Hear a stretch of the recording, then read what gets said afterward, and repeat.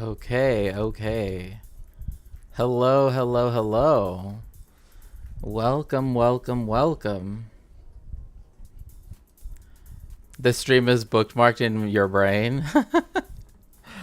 I will take that as a compliment. No, yeah, thank you. That's funny. But that's a really funny way of putting that. I like it. I like it though. Um, Finally, yeah, so many ads. I'm just like, you know, hello, the Ferret King. Welcome in, my best pal. How are you?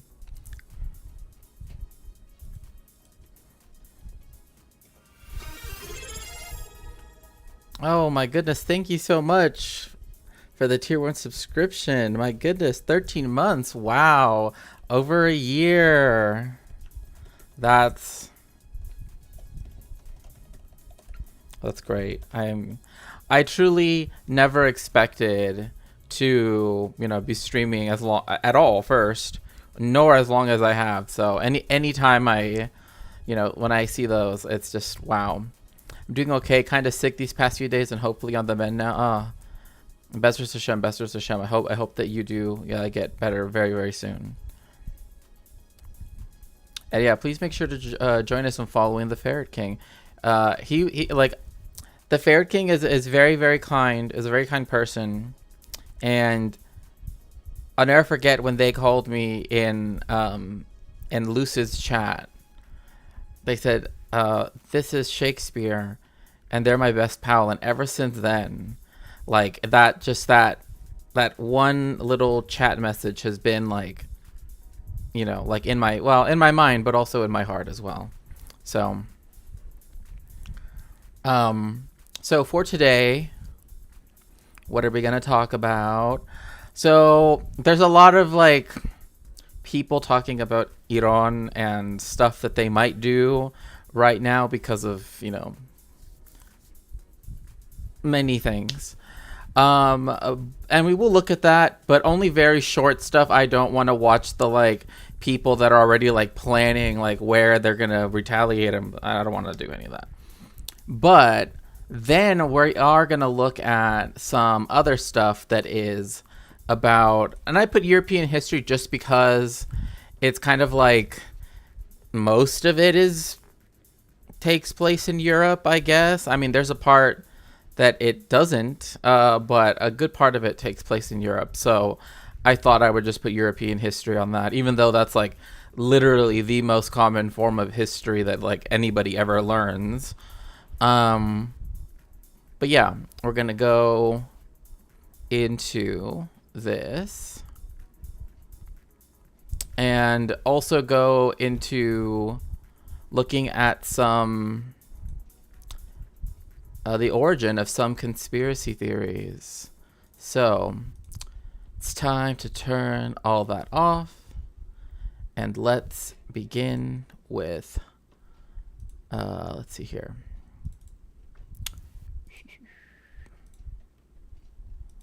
Okay. Israel has become the second country. Oh my gosh. Okay, there we go. So we know that we've started talking about this. So let's.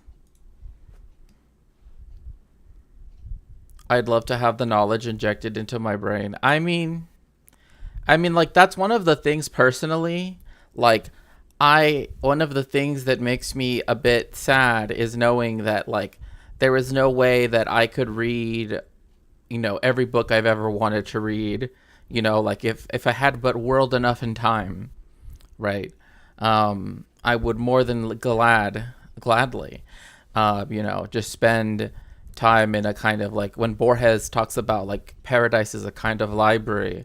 I'm like, yes, that's definitely. And speaking about books, if you'd like to support my research, which involves many books, you can always go to my throne, which is pinned and is also right here to help me with that. But yeah, I've always been very bookish, that's for sure. And that is something that it's funny because that was something that I was made fun of quite a lot for. Um, because I would literally, like in middle school, I'm not even joking, I would literally just spend my entire lunch break in the library talking to like the librarian, reading books, and like those books that I read, like I still remember plot points of those books, right? Um, and so yeah, and as a historian, right, one of the main things I do is interact with text, right? That's what we do, and so you know, definitely get what you're saying for sure. In history to use nuclear weapons in war, and the first to do so as an initial preemptive strike. The target? Iran. Most of Tehran, its greater metro area, and even its suburbs have been vaporized or reduced to smoldering rubble.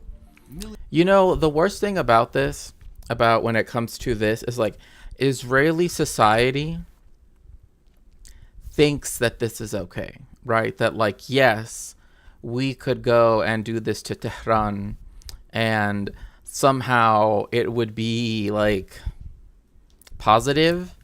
Like one, even if it did use anything like a, anything approaching nuclear armament, right? It's literally like right there, right? And another thing too is one of the aspects that makes this, I don't want to say like the ability of the state of Israel to do a preemptive strike, right? Which is, by the way, what it did in the 6-Day War. Don't let anybody tell you about the June War, as many people now, like even Alan Dershowitz, and we might watch the Dershowitz Finkelstein debate on Piers Morgan, because that was just a doozy. But one of the things that I kind of did want to get into is the fact that, again, as much as Israel likes to say it's never started a war, that's not true. Like, the 1967 June War started because Israel struck, like Egyptian bases, right? Like, they can say whatever they like about, oh, well, they were moving soldiers. I mean, that's what bases do. They, but yeah, like every single time they want to act as though it's always been defensive is, suspect at best. Millions are dead. Millions more are being exposed to lethal doses of radiation, and still more are suffering life-threatening burns. Israel's only remaining ally, the United States, continues to stand by Israel's preemptive nuclear strike. The U.S. has... the United States is really like, Britain only, I guess, backs Israel because, like, it kind of has to because of the United States. It's not really a question of, like, oh, does it have any, like, devout loyalty to it? You know what I mean? Like, of course, the country that was trying to create the state of Israel, the settler colonial project, so as to have, access to the Suez Canal, for example. Like, of course, it's, but I don't know. Warned Iran that any retaliation will be met with, in the president's words, overwhelming response, and that the U.S. will, quote, turn the country into glass. Defensive invasions, right? Where have we seen that before? Totally not by, other people, Yeah. It's, by the way, I brought some ice cream with me because I've been, like, wanting ice cream for a while. And I, like, very seldom, like, eat dessert stuff. So, it's one of the few times that I'm like... may be looking at nuclear winter as Israel continues to lash out. Okay, obviously this isn't happening right now. I don't think... I would be very surprised if Iran did anything directly. Hello, Powerful Finger. Welcome in. I'm glad you could make it for today's stream. Like I said, I'm trying to get back a bit more on schedule, so I'm trying to stream more.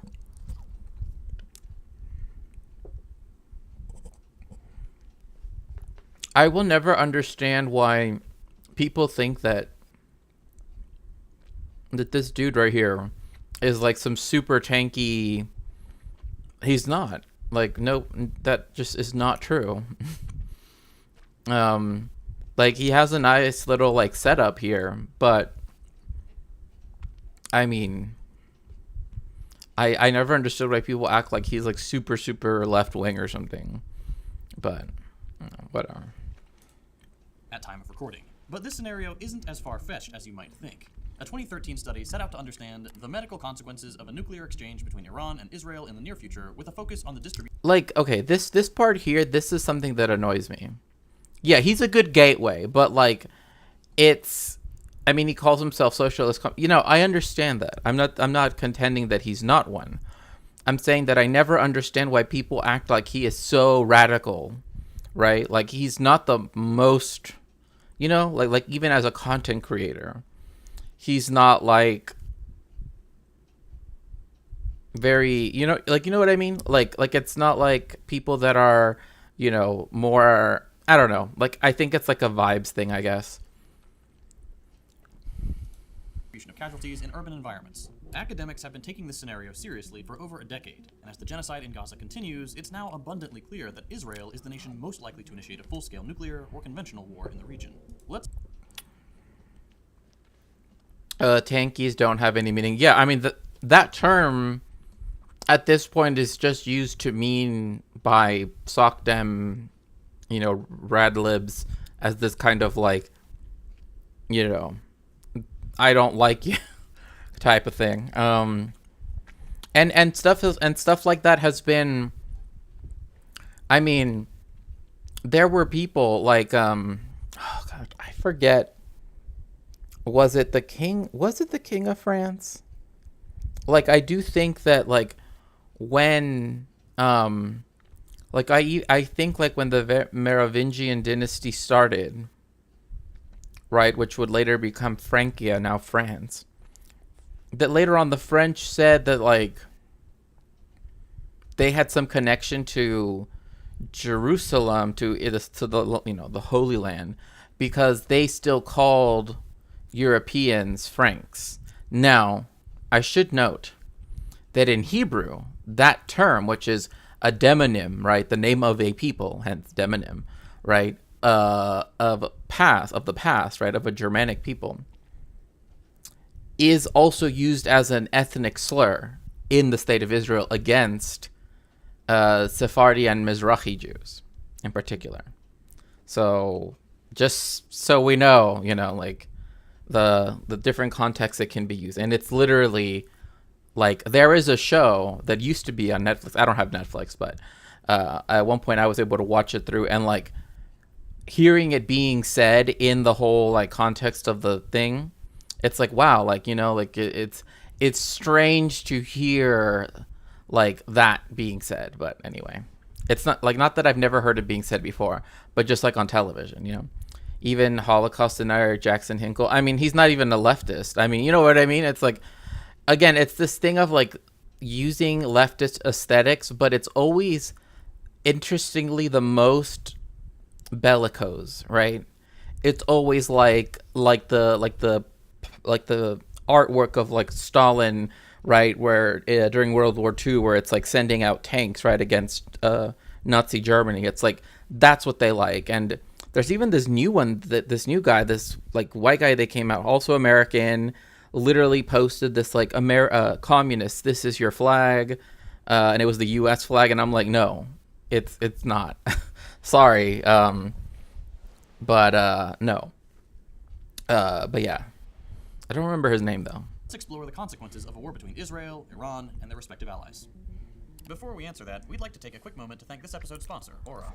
As you all know, we make political content here and on our other channels. Unfortunately, that means some people don't like us very much. These days, the United States Department of Defense conducts virtual and live war games to plan for any number of scenarios, and a war with Iran was simulated in 2002 in an exercise dubbed the Millennium Challenge. The results were interesting, to say the least. Didn't know it was a slur in Serbia. There are candies called, oh, yeah, and like a lot of it is, I mean, like,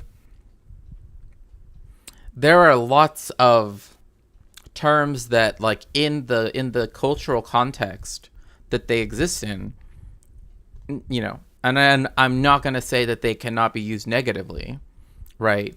But like that it might not be referring to like what it means in say US English, right? But it's more about being aware that like when you are talking about it, right, that you have to contextualize it, because you don't want to just say the word and etc. And so yeah, like there are the Franks, right? But then like Ashkenazi Jewish Israelis will use it against brown, the darker skin. Essentially, if you're Sephardi and Mizrahi, and like they actually like the Hasidic dynasties, like the Haredim, even the ones that are like anti-Zionist, they do not like they don't even want people to marry, like they don't want their kids to marry people that aren't also Ashkenazi, right? Like in the show that I'm talking about, the daughter of the father in the show, the father of the main character, marries a Sephardic dude who is like a Chabadnik, and he's portrayed literally as like anyway. But that's when the Rebbitzin, who is a friend of their grandmother at the nursing home. Anyway, I don't want to get too right. Starts to say like, oh, are they blank? And they use the term in Hebrew, right, to describe as an ethnic slur. So. Released. The Pentagon asked retired Marine Corps General Paul Van Riper to command the Iranian or Red Forces due to his reputation for unorthodox thinking. Faced with the imminent preemptive U.S. attack, Van Riper decided to go on the offensive as soon as U.S. forces, including 2 aircraft carriers, 6 amphibious ships, and their combined escorts, bore down on him. Van Riper actually wanted to win the exercise, which is an accurate portrayal of Iranian leaders, and therefore refused to let the American preemptive strike succeed. Van Riper... Imagine, like, okay, you have this dude, and look at all of these things here, right, from all of the medals he's got. What I hate is, like, Americans give themselves medals for literally anything. It's like, oh, you sneezed in someone's general direction. On your tour of, Afghanistan or something. So we're going to give you, on one hand, right? But it's like these people that just, like, rack up these things, and yet they will discount. I mean, again, I don't really, it doesn't matter to me as such, right? But like this always just sticks out as like, why? Aren't the DPRK military accused of having, right, which some of them like the people that they show, I mean, it's kind of like Field Marshal Zhukov, right? Like in the movie, or I think it's a movie. It's recent. It's like when he takes off his cloak, right? He has a whole bunch of different hero of the Soviet Union, blah blah blah. And I actually have from Soviet times, besides my passport, but I also have like medals from like the Order of Lenin and whatever. But like I said, most of them that you see are older people, and so they have, yes, exactly. The Soviet Union, I have one of those pins too, where it's for like a worker, and it has like Lenin on it, and it's again, people want to be recognized for their hard work. But what's funny is that they always laugh at, like the DPRK with, these people that won medals, sometimes literally going against the United States, right? Like, like on multiple fronts, so, but a lot of this, like the US ones, it's like, oh, you were serving in Bahrain at the naval base they have there for like a year, so they give you a hope. My grandfather also got a pin in a Soviet watch from his job. I think it was mechanical Rakieta. Oh, okay. Yeah, like I have some stuff that I guess I've collected over time. But it's interesting because my school in Mexico, it once did it had a whole bunch of stuff from the Soviet Union, because Baja California, there's a part that's wine country, and so the story goes is that it was actually started by Russians, right? That, oh, it has the same climate as Tuscany, blah blah blah, and so there were a lot of Russians, that immigrants that moved there. There also are just a lot of Russian immigrants that have moved to Mexico over many many years. But like my school actually did a thing where they had like showing, stuff about the Soviet Union, including lots of pins and medals and stuff. I have seen those watches, the ones that are the ones that are very coveted, right? Because they're like OG, Soviet watches. Managed to sink the entire fleet, including the Marine Landing Force. The exercise was effectively over as soon as it began. Following this humiliating defeat, the U.S. brass instructed Van Riper that he could not shoot down the aircraft flying cover missions for their ground forces, that their offensive weapons weren't allowed to be hidden, and that they couldn't use chemical warfare against the Blue Team's paratroopers. Van Riper was so disgusted with how controllers were running the exercise, tying the hands of his Red Team to... This is literally what the United States always does, right? Like, oh, yes, even in other things, right? Like, if you, like, they like to say, oh, if you work hard, right, that you will get rewarded, right, in the United States. But then they put all these things to where, like, you can get a lower amount on your tax return, for example, if you don't meet these qualifications that blah, blah, blah, blah, right? Let alone the right to work stuff and everything else. Like, it's like, yes, if supposedly the workers were important, do you really need those types of things, like holding people back? And it's like, this is kind of what the United States always does when it comes to like the rules of engagement, in that it expects everybody else to keep them, but it somehow gets to, and it and its allies, NATO in general, gets to somehow, and the Five Eyes, get to like, oh, they broke this, they committed these war crimes. Oh, but America, ensure Blue won, that he sat the rest of it out. With these remarkable handicaps in place, the US succeeded in destroying Iran's military capabilities. The exercise demonstrated that the US was inflexible. Hello. Welcome in, Holy Lazy Duck. Glad you're here.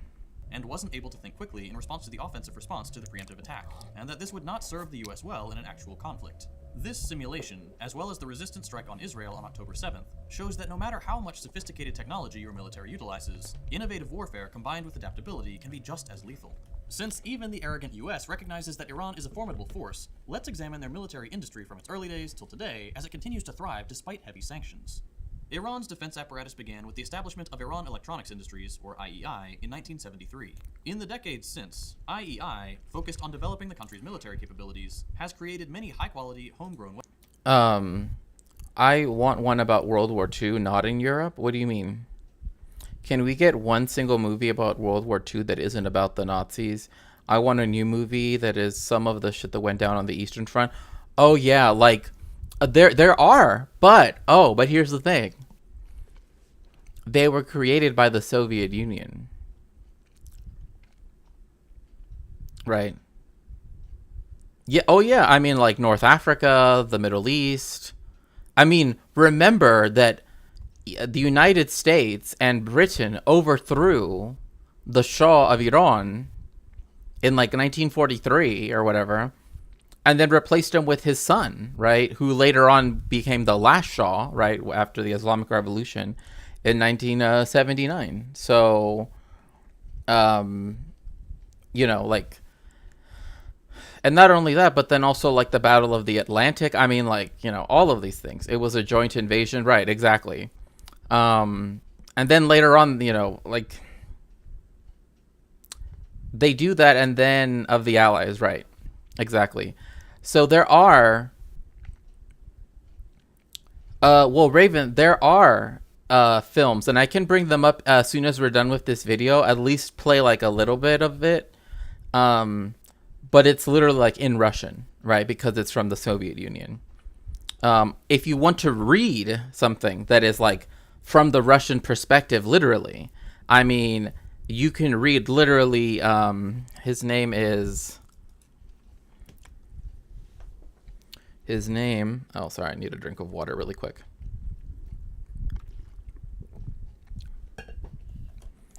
Vasily Grossman. Vasily Grossman wrote the book Stalingrad, and that book, and he was on the front lines right there. And I know it just sucks we can't get one of these big blockbuster movies to sign off on something of that, right? And I mean, and if they do, it's always like, but they had an ulterior motive, right? That's why I hate the fact that in the United States, they always want to do this thing where like, well, if Hitler wouldn't have done this one bad thing, like this, like, thinking of it almost like a video game. Like if he hadn't done this side quest, everything would have been okay. Like, no, fascism, bad, always, all the time, in every form. Even though those same directors would have gotten there without Soviet era filmmaking. Oh yeah, I mean, like Eisenstein. I mean, just yeah. I wonder why Germany preferred to open so many camps where the Poles that complicit. I doubt an area with high combat. Okay, so here let me switch over to chat view. There is for some reason this belief that like the countries that they invaded, right? That Poland, that the parts of Ukraine, right, with Bandera, the Yugoslavia, Romania, etc. That like the Nazis are the Germans are the ones who had this. They were the only ones that had this desire to do what they did. But that is not the case, right? Like there already was anti-Semitism there, horrible anti-Semitism. I mean, to the point where other people, like in Romania, in Yugoslavia, only Pavelic, yeah, in Croatia, right? Because Croatia, like the reactionary Catholic movements tended to, yeah. But what I'm saying is that to get people to, when the Nazis invaded France, they had a huge logistics problem because French people keep turning in their Jewish neighbors. Yes. And I even know of a Jewish author, and he's often there was a film like done about his friend, right, who became, much more famous. But you know what he did? I'm not even joking. Like, this is just so... He was Jewish himself and gay. So, But he literally told kept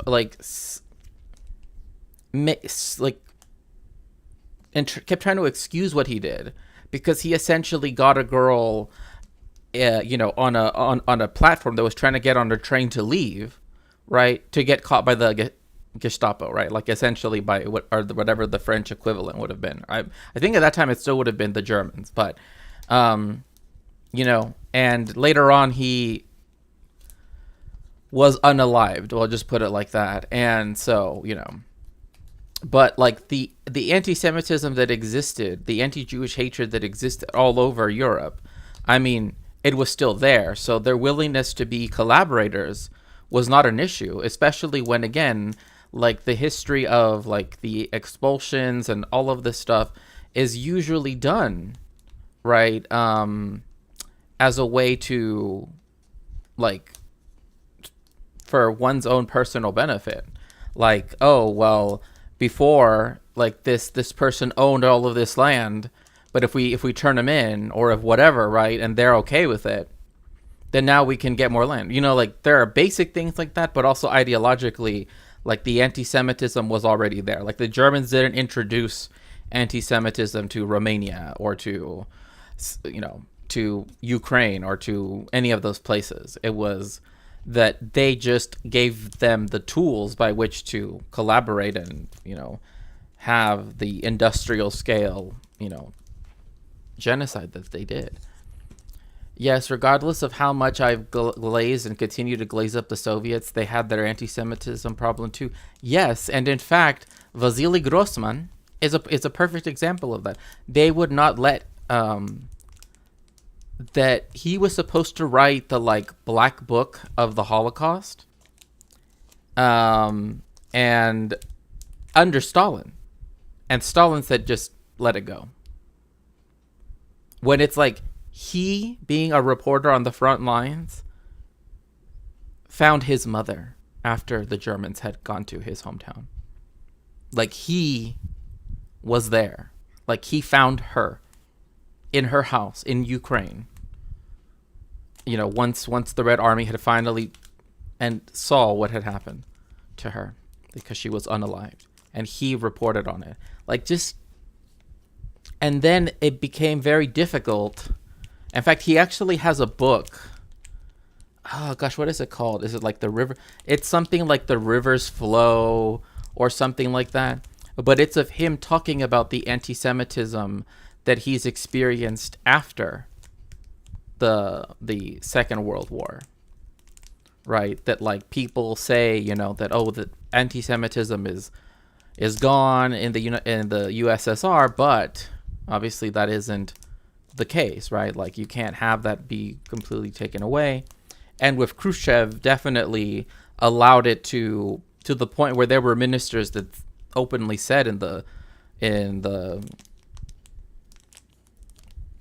Supreme Soviet or whatever, like in different, stuff that we would now, regard as, more akin to the German side. But so this last part right here, like the two little dots, this line, this right here, this is Iran. Anyway, just, I like talking about my languages. Weapons. Examples include the Okhtar 7.62mm Gatling gun, capable of firing... It's just always so hard to read Russian books. They're just so depressing. We'll see. The book that he has that talks about, like the people live, it's actually a positive book. It actually shows that like these stories that the United States pushes after the Second War, that Russia just like essentially did all of these like terror tactics, and that's how they were able to defeat the Germans. Actually wasn't true. It's that like they trusted people that knew, right? Like people that had, been peasants or whatever, that they knew how the land worked, right? Like, like they knew how it, they knew, what to do in case of marshes and to hide and all of that stuff, right? But instead, the United States just acts like there was just like an infinite soldier glitch, and it was just, just most. The ending of most Russian stories is that the main character unalives and is finally released from suffering. That is not the case with. I just said its name. The People Live. That one is Stalingrad does not end that way. It's positive, but it's huge. It's like almost 1,000 pages. No. I know. But what I'm saying is like Vasily Grossman's like most depressing book is sadly the one that was published posthumously, and it's unfinished because, and it's talking about the anti-Semitism he dealt with, by way of the Soviet government, unfortunately.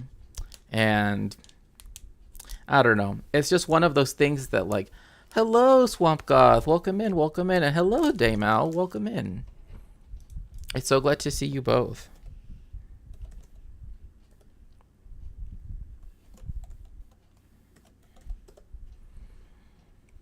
Let's see here.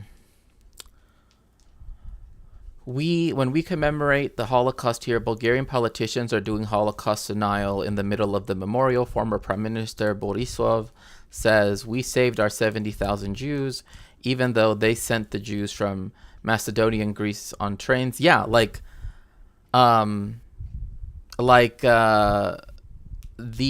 had Italy never tried to invade Greece, right? Had Greece been allowed to remain neutral, or had Salonika been able to be like a neutral space or whatever. Like, Salonika was the only majority European like city in all of Europe, Jewish majority city, to the point where the port closed on Saturday, not on Sunday, as everywhere else in Europe, right? And there, all the people, like I've talked about, like Ladino, and if people that speak Spanish and have heard me speak Ladino, like they know it's very similar to Spanish, and they would call it Español, like they would say it's like Spanish, right? And in fact, one of my goals is to one day, try to help in a similar project as has been done with Yiddish, right? To get more people to speak Ladino, and to, because I know a lot of stories, I know songs, stuff like that. But yeah, like the Greek Jewish community was completely just, eliminated because of that. They didn't send their Jews to Poland and Germany. They were put in labor camps and got lucky to survive at a higher rate than the rest of the right. And that is true, that like if they weren't sent to the external, because again, well, one, there's a difference between the work camps and the death camps, but then there's also the fact that like camps that were established in other countries that were allied with Germany, in many cases would have a higher survival rate because there wasn't the industrialized aspect to it as much, right? Not that it's not that it's not bad, but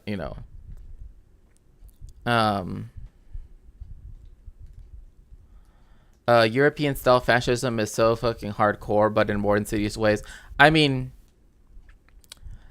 like sometimes I like want to discuss more in depth, especially when it comes to like my research, which by the way, if you want to support it, you're more than welcome to help me get this book here that's talking about Jews in Latin America. But one of the things though is that it's just there's just so much, like it would be like I would become the streamer that's all they talk about, right? Had to explain the work and death camp thing to my sister. She seemed to have it in her head that people in the work camp had it easy. Oh no, they did not.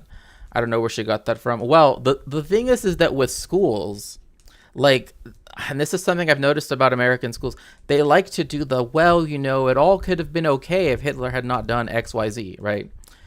But then they also want to do this like weird like apologia for like what happened, right? By saying, they weren't all, Auschwitz, right? But and it's just like, no, if you're gonna start like that, you've already lost. Like, you know what I mean? Like 4,000 to 6,000 rounds per minute, as well as the Arman anti-ballistic missile system, which can simultaneously engage 6 targets from up to 180 kilometers away. There's also the Fatah, a hypersonic ballistic missile with a range of 1,400 kilometers and a top speed of Mach 15, a staggering 5.1 kilometers per second. Since speeds that high are difficult to comprehend, it would be like flying from the Pentagon to the White House in 1 second, or crossing the Strait of Dover, 32 kilometers or 20 miles wide, in just 6 seconds. As if this isn't impressive enough, remember, all of this is being accomplished under a severe sanctions regime. However, these are the accomplishments of just one company. Iran possesses the largest inventory of missiles in West Asia, with a significant number being ballistic missiles specifically. Clearly, this hasn't been accomplished through the efforts of a single company. As a whole, Iran's defense ministry is... I will say one thing, and that is that I really like that they have the Shahada, I believe, inscribed like this, and like it's part of the design of the flag.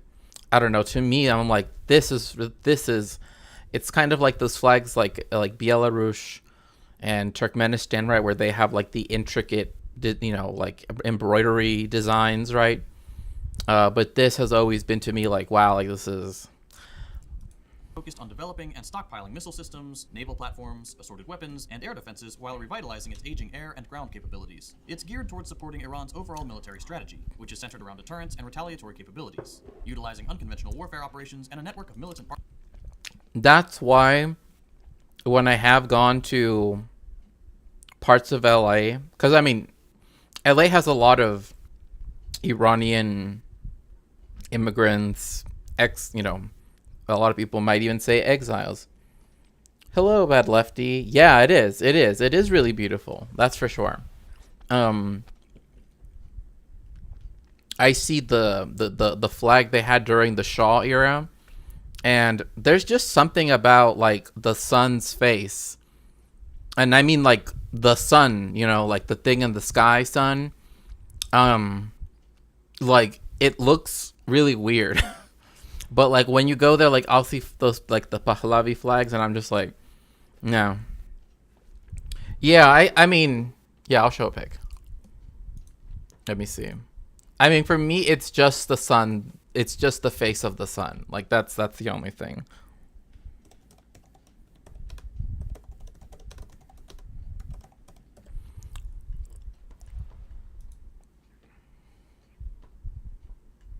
Oh wait, does this not? Okay, I have to find the right. Oh, did it F? Oh, and hi, hello. Are we effing or? Okay, good. Yeah, I don't know. Twitch is being very strange today. I mean, it's been strange for quite a while, but oh my God. Okay, I found it. I think.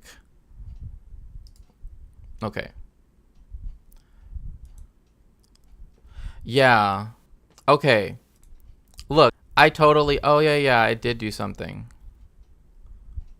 Sound waves are overrated. I mean, okay. Like, look at the sun, right? Like, you know what I mean? Like, I don't know what it is about it, but there's just something about the way how the sun looks that, like, when I see it, I'm like, I don't know. Again, that's just a personal, like this is a, goes back to, prior manifestations of the flag, right? But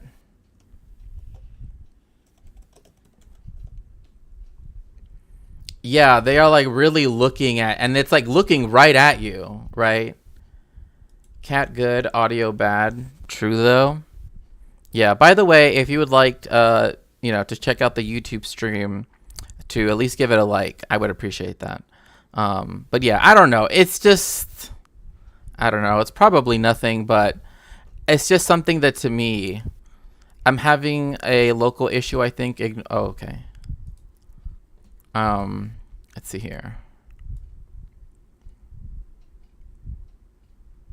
But I don't know. There's just something about the face of that sun that's just kind of like, I don't know. Like it's like those like paintings, where like the eyes follow you. I don't know. Partners and proxies. But how is it pulling all this off under the suffocating sanctions regime? The answer can be summed up in 2 words: reverse engineering. Having been forced to transition away from importing weapons and technology, Iran has become arguably the most successful country at reverse engineering and developing its military equipment based on examples of enemy, mostly US, weapons in the field. Additionally, collaboration between Iran and Russia has seen a transfer of Western weapon systems for research and development, enabling Iran to drastically enhance its military capabilities. For example, reports indicate that Iran's successful Sadid 365 anti-tank guided missile was allegedly reverse engineered from American defense systems. The Ra'ad 2 self-propelled howitzer exemplifies Iran's dedication to maintaining legacy weapon systems through the same reverse engineering. It looks weird and a bit creepy. They both look judgmental. Yeah, exactly, right? It's like this really weird, and it's like when it's not when it's like Nowruz or something like that. Like when it's like the Shah's birthday, or like the Shah's son, right? The one that should be quote unquote, the Shah. Certain parts of LA, and that they call LA Tehrangeles for a reason, because there's a lot of Persians here, is that like I will see like things with that flag, and I'm just like, I don't know, it's just looking at me, I don't know. Combining various bits of foreign hardware. And of course, we can't forget to mention Iranian drones, which have been in the news quite a bit due to their use by Russia in Ukraine and resistance groups in and around Palestine. Iranian drones have earned their place because of their versatility, low price of manufacture, and effectiveness. They can carry out an assortment of missions, including surveillance, reconnaissance, and attacks. This makes them an extremely valuable asset for Iran, since they don't have a traditional air force with fighters and bombers. Additionally, the country has emphasized its goal to improve the accuracy, lethality, and over-the-horizon capabilities of its drones. But Iran hasn't just been building weapons and drones. They've also built state-of-the-art bases from which they can conduct their operations. Recently, Iran unveiled one such structure to the world. You know what's interesting though is that like it's good at reverse engineering. It's good at doing these things, right? Iran can do this, and imperialist nations hate when they cannot have right absolute control of these things, right? Like that is why the idea of that Israel's always talking about like, oh, it's gonna have an. Do you know how many times like I've been hearing, oh, in 18 months Iran's gonna have a nuclear whatever, blah blah blah. At this point, it's at like come on, like it's been almost 50 years. Like, you know what I mean? Like if they wanted to have it, they would have it, right? What they don't tell you though is that their nuclear program, which was started for nuclear because they did not want to be only dependent on oil, was done under the Shah. The Shah is the one that started building the nuclear power plants during the White Revolution, as he called it. So, like, you know, like when people try to demonize Iran for having nuclear power plants, it's like, yeah, because they literally didn't want to only have to rely on oil wealth. Also, right? But when it comes to like weapons and other things like that, the United States takes very similar stances where it doesn't want other countries to actually be able to defend themselves, right? Or to, you know, that's why it always had these agreements, right? That it had with like Israel, etc., where like no country could have better military tech from the United States than the state of Israel in the Middle East, right? So, and only recently they changed it to include like Saudi Arabia, etc. World, the Parchin Underground Facility. Located approximately 20 kilometers southeast of downtown Tehran, the Parchin facility reflects Iran's efforts to significantly enhance its homegrown military capabilities. While the work that goes on in the facility is not publicly available information, we know it's connected to the larger Parchin military complex. It's believed that the complex includes a large network of tunnels which might allow for additional military modalities not before. You know, I gotta say, like, with all of these tunnel stories, I'm just like, you know, like, why don't we like have tunnels, right? And build like, I don't know, an underground subway system in like every major city in America, so then that way, you know, we don't have to walk. I mean, pardon me, we don't have to drive everywhere. Iraq did build up a formidable military by the end of the Iran-Iraq War. Yeah, which by the way saw trench warfare come back, right? Like that's why I like when people act like until Gorbachev gave green light to the U.S. to invade them. Like God. Or moved underground, such as supply chains, which are otherwise vulnerable to attacks. The Parchin military complex is most notable for being the hub of Iran's nuclear science and defense technologies. While Iran does not possess nuclear weapons, government officials in Israel and the United States have repeatedly expressed grave concern about the Iranian nuclear program, despite the latter pulling out of the long-sought Iran nuclear deal signed during the Obama regime. Iranian weapons have been... Oh, I do like that he said regime. I do like that. I hate like everywhere else. Oh, the regime, unless they're white, you know, like, oh, like, stop, you know, like the real regime is this one. Like, this is the only place, the United States, where you can actually say it's a regime, right? Because it's the only, you know, anyway. Been and continue to be used in modern warfare in various conflicts and by various actors. They've obviously been utilized by Iran's own military forces, but more importantly by Iranian-backed groups in conflicts across West Asia, most notably by Lebanon's Hezbollah and Yemen's Ansar Allah. However, like, I do like that that he's not calling them the Houthis, because that's not what they call themselves. They're Ansar Allah, right? They're the party of Allah, right? And Hezbollah, right? But yeah, like, I mean, at one point too, historically, Iran used to own, I mean, as an empire. So saying own is a weird way of putting it, but I think you understand. Controlled, I think, is a better word. Like land here on this part of the Arabian Peninsula, right? It incorporated more parts of Iraq, right? And so, and also went up here to like Dagestan, only in the late 19th century when the Qajars dynasty lost Azerbaijan, with this part of Azerbaijan, that then they kind of the modern borders of Iran kind of came to be, because like the Persianate region, like where they've historically had some influence and control, is actually quite wide, far more than like, I mean, like for example, like in the Mughal court in northern India, right? Like which, like like the literary scholarly language, the courtly language was Persian, et cetera, et cetera. So scope of their use in modern warfare can be seen in Syria, where Iranian drones, missiles, and small arms have been used extensively in the Syrian civil war to support Assad and other pro-government forces. Iran has provided military aid to the Syrian government and deployed its forces, including the Islamic Revolutionary Guard Corps, in the conflict. It can also be seen in Yemen, where they've supplied Ansar Allah with drones and ballistic missiles. These weapons have been used in attacks against Saudi Arabia, and more recently, in attacks on any ship attempting to do business with the Israeli colonial project. In Iraq, militias... Oh yeah, did people see that like the United States was like, Ansar Allah, we will take you off the terrorism list if you, right? Like, that's why, like, right now that they're saying that, like, that there's this fleet or whatever of ships that's right up here in the northern part of the Red Sea, ready to engage, right? It's like they're in the Red Sea because of Yemen. They're like, even if they're up here and worried about something, it's just... have been equipped with Iranian air defense systems and small arms, and have used them in the fight against ISIS and in other internal conflicts. And last but not least, in Lebanon, several varieties of rockets with different... So another thing to remember is during the Lebanese Civil War, like, you could essentially cut Lebanon in half, and especially this lower third, right, which is the part that borders with the state of Israel, and the occupied Golan Heights, was like... and this is the only land that Israel has ever occupied, right, that it never built any settlements on, because the Lebanese just would not.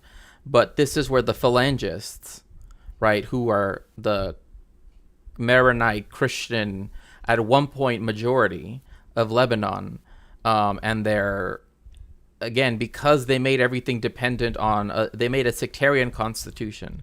So everything was based on what religion? Yeah, Christofascist. Yeah, I mean like the other Phalangists, were like the, the people that came, like, yeah, like, and like they still exist as a party. I mean, they have a political party, the Ketab party, and they still have like descendants of the leaders that blah blah blah, right? But like, yeah, like the IDF was up here to this little like point, this little triangle here, which is Beirut, right? And that's when they destroyed the PLO research center and allowed the Phalangists to commit the massacre, the genocide, in my opinion, of Sabra Veshatila. Yemen should continue hitting U.S. ships until all the sanctions are dropped. Yeah, I mean, Christoph, yeah, they were the majority in the country at some point. Yes, because at first, the Ottoman Empire put the French, let the French be the protector, I guess, of the Maronite Christians, and when Lebanon is essentially France's attempt of making a kind of Israel. I know that's kind of weird to put it like that, but that's essentially what it wanted to do. It wanted to have a Christian majority, right, French-aligned nation, because historically Lebanon has not existed independently, like as such. It's always been part of Syria. Um, like in ancient times, like this was considered Syria. Uh, no. The Maronites were autochthonous Arab Christians. Some of them, I'm sure had other because also the farther north you go to Lebanon, there you get the like the Orthodox, like the Greek Orthodox. A lot of them are Antiochian, but a lot of them are also Greek Orthodox. So because of this, the Maronites, when they first wanted to carve up this new state, the French did, after the Sykes-Picot Agreement, they were going to cut just this part that's called Mount Lebanon, which was historically existed, right?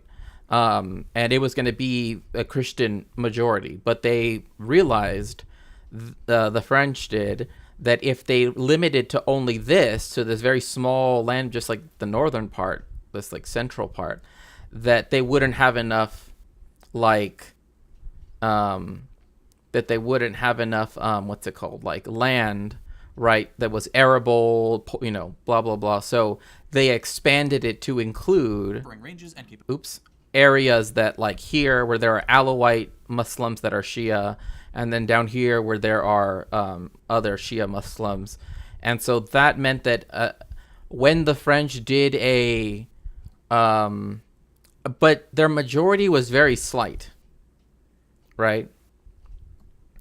Oh, so that's why they're Syrians who want Lebanon to be part of Syria. Yeah, because historically speaking, right, like this is something that the French carved out in order to have essentially two colonies, right? But they wanted a Christian majority one. But what ends up happening is that they write the Constitution, so like the president has to be a Maronite. And by the way, Maronite Christians are in communion with the church, with the Roman Catholic Church, right? So yeah. So because of this, they decided to expand it to these current borders that it has, right? So that way they would have arable land and everything. But then that meant that the demographics of it, right, meant that there were more Muslims, right, that there would have otherwise have been. And if France had gone, just with the Mount Lebanon plan, right? And the civil war in Lebanon, a lot of it had to do with the fact that because Israel's, colonization of Palestine meant that there were, Palestinian refugees, the Maronite Christians, the Phalangists, right, which is their political expression of that group of people, blamed them for the fact that they had begun to lose power, because again the majority was very slim, like it was like 51%. So they said for every 6 seats that are Christians in the parliament, Muslims get 5 seats, right? Like that's how they divided everything up. And so it was always going to cause problems, right? But this is essentially France's attempt to do what Britain and America did with the state of Israel. Abilities have been used by Hezbollah against Israel and other regional adversaries. One variant, the Haseb rocket, has a range of 8 to 10 kilometers and an 8 kg high-explosive warhead, and is modeled on the Chinese Type 63 multiple rocket launcher. With such a short range, these are best used against ground forces. The Ra'ad or Thunder rockets are wire-guided anti-tank missiles based on the Soviet 9M14M Malyutka and have a range of 350 kilometers, roughly the distance between Washington, D.C. and New York City. The Fajr, or Dawn rockets, actually comprise their own family. Okay, this is even more bizarre. Where I live, we have political parties who are ethnic based, which is really bad. Yeah, I mean, it's like with Respublika Srpska, Bosnia Herzegovina, right? Like they made a sectarian, because the French wanted them to have a sectarian divide, so that way it would be Christians ruling over the land. Then it means that now everything is. I didn't know that same ethnicities being divided on religious sects. Well, I mean, like,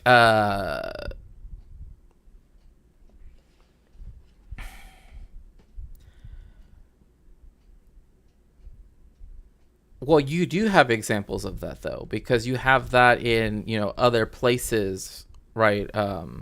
Like where, for example, like you have parts of, well,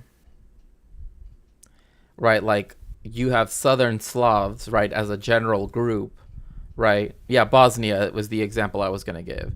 Bosnia, but you also have it too, also in parts of like Southeast Asia, right? Like it's not as, you know, and in Europe too. I mean, really everywhere, right? I mean, but it's just that like on a national scale, like very few countries have a sectarian constitution, like pardon me, like Lebanon does, right? Like the president has to be a Maronite Christian.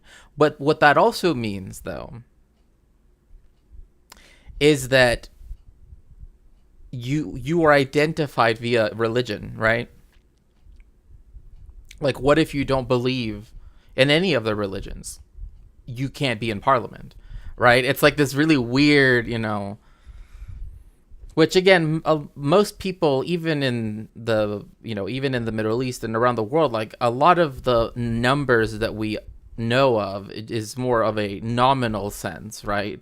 And a cultural sense, not like, like, because I know that like a lot of like Americans like to use statistics from other countries, where like, oh, people in Brazil on a higher percentage, say that they're, Christian, right? In this case, Catholic.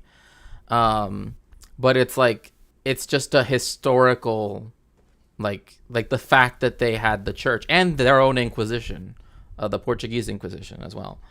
Try getting elected higher office in America without being a Christian in some fashion. Right. I mean, yeah, like unless you live in an area that has already like people that are more, like in New York or LA or something, maybe then you could. But if you want to get anything like senator and like definitely president, like that was one of the things that people kept bringing up about Vivek, right? That like, oh, but he's Hindu, right? And it's like, so, like that doesn't matter. I promise you it'll be tougher if you didn't do that. Yeah. Well, I mean, that's why I'm saying like a lot of it is maybe not feigned, right? But it's like nominal, right? It's more like in a cultural sense. But some people do feign it, right? Where they try to act as though they are like devout, right? So that's a whole different question. With the three major types being a long-range missile with a range of 180 kilometers, a 240mm artillery with a range of... In Yugoslavia, religion got pretty secularized, like most Muslims are drinking alcohol. Well, I mean, again, like it's the same thing in other places, like Iran. Like in Iran, you have all of these prohibitions, but you still have like, drag shows. You still have, blah, blah, Turkey, etc. Right. And even other places, like, in fact, I'm not even joking. Before Dubai and all those places became really big, the like wealthy, particularly like the princes, which like have like, like in Russian novels where they call like 1,000 different people princess this, right? And you're like, how are they all the it, because the system of aristocracy is different, of course. But similar to that in the Middle East, you would have a lot of princelings, so to speak. Like they would go to Lebanon to go party, because in Lebanon, it's alcohol has always been sold, right? It's never been illegal to have it. Stuff like that, right? So it's, same thing, like, and that's why Lebanon, Beirut in particular, became known as like a party city. We have a drag queen gala over here. It doesn't mean people aren't transphobic or homophobic or transphobic. Right, exactly. And that's what I'm trying to get at, is like, yeah, we know that as a state policy, and that generally speaking, right, that, things might not be, but there's this other kind of like illogical thing where it's like, therefore these things must not exist, right? Because of the religion, etc. 43 kilometers, and a 333mm multiple rocket launcher system primarily used to support ground troops, strategic strikes, and for their psychological impact given the volume and intensity of the bombardment they can unleash. Lastly, the Zelzal. And yes, if you'd like to support me, my puppies, and my research, you can always go to my link tree as linked here. They have drag shows. I know the Ayatollah supported a trans activist and they implemented healthcare.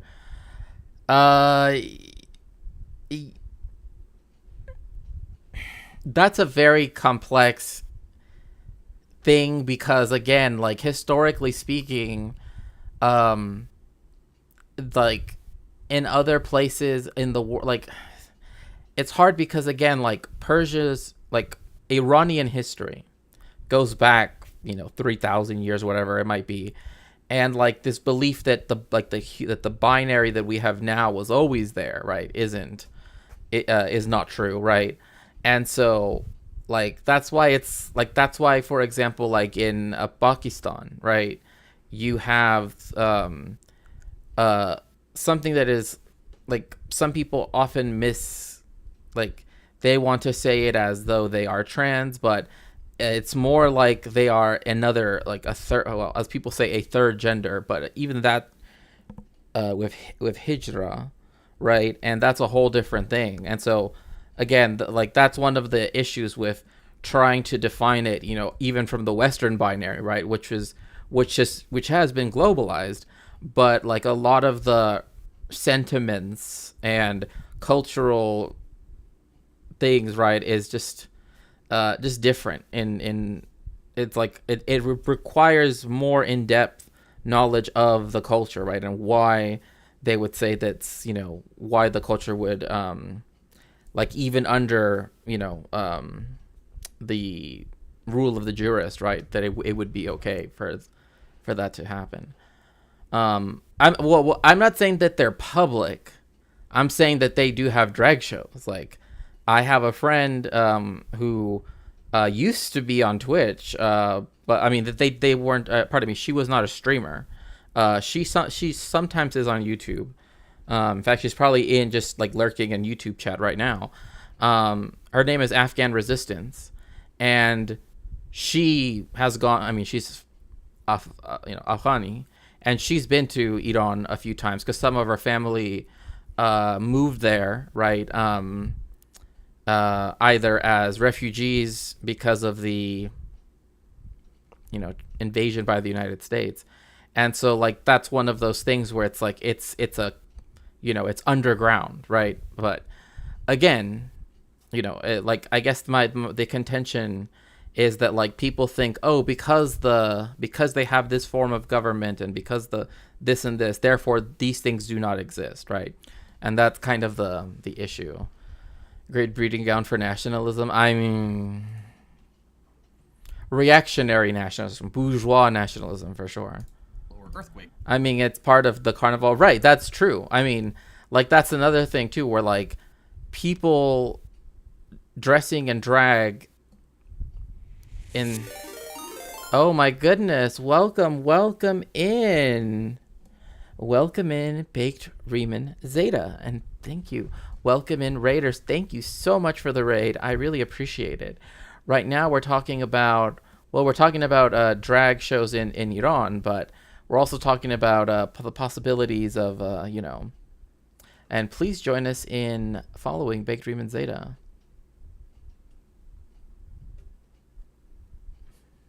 Thank you for the shout out. So, welcome, streamer. Welcome, Raiders. Hope that you had a good stream. And I hope that you're ready to start talking about Iran. Rockets are the longest range of their non-hypersonic missiles, with a range of 200 kilometers, or roughly the distance between LA and San Diego. It comes in two variants, the 2 and 3. The Zelzal 3 is a guided missile, and must be launched using a specialized transporter erector. And yes, it was a good stream. Yes, you're ready to learn. Oh, thank you. Good to hear. Are used as general artillery shells. The Zelzal 2, on the other hand, is an unguided truck-launched rocket primarily used against armored vehicles, including the Israeli Merkava main battle tank, and buildings occupied by infantry units. The rocket delivers a massive 600 kg payload. Iran's arsenal of homegrown weaponry is formidable. With all this firepower, it's not hard to see why the US lost so badly in their simulation. Since any war waged Like the fact that the United States did a simulation, right?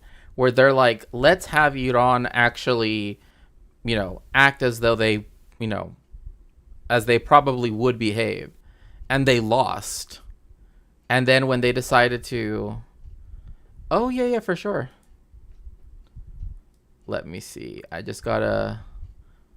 against Israel is also a war against the United States, and since the US is still the sole world superpower, we should unpack what the cost of such a war would be to the US, and by extension, the world.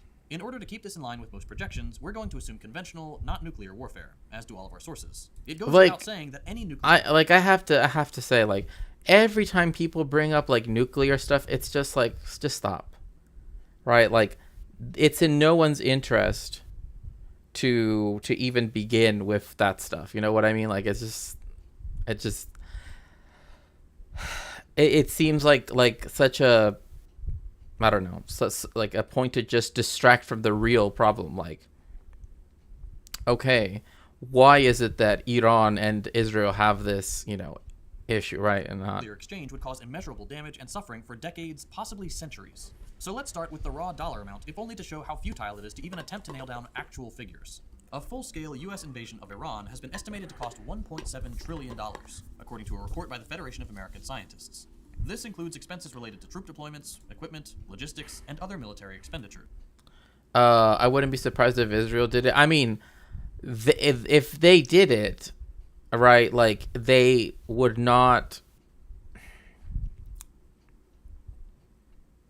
If they did it, if they think that somehow that they're just gonna get away, like, like that, like, that's one of those things, right? Like, they know that a lot of the neighboring states, kind of like, like Lebanon, Syria, etc., like, don't do things because they know that, like, the justification issue, right?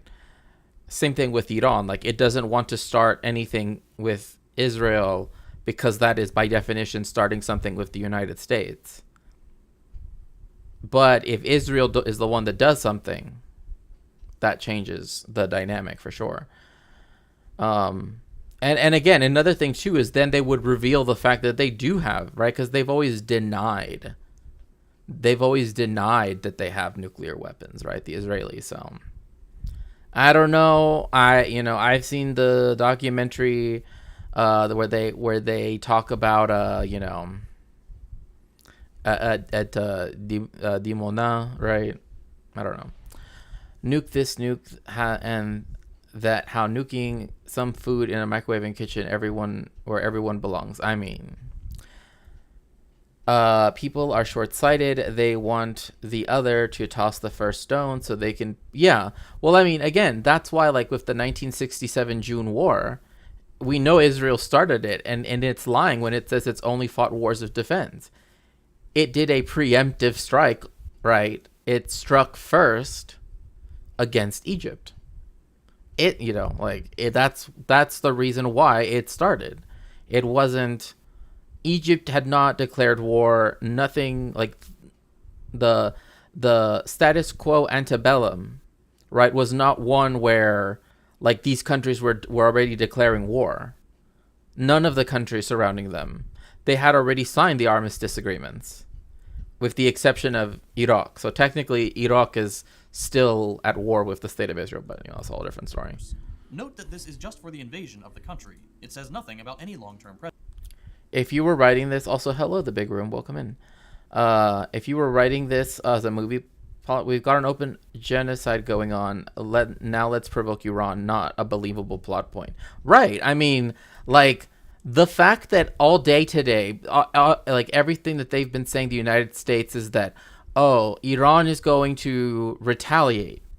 Well, I mean, it's retaliating, right? Like, it's retaliating because what did Israel do? It struck the U.S. The Iranian embassy or consulate in Syria, which is, like, considering the fact that a U.S.-backed right-wing government in Latin America broke, the international legal stuff when it comes to their invasion of the Mexican embassy, right?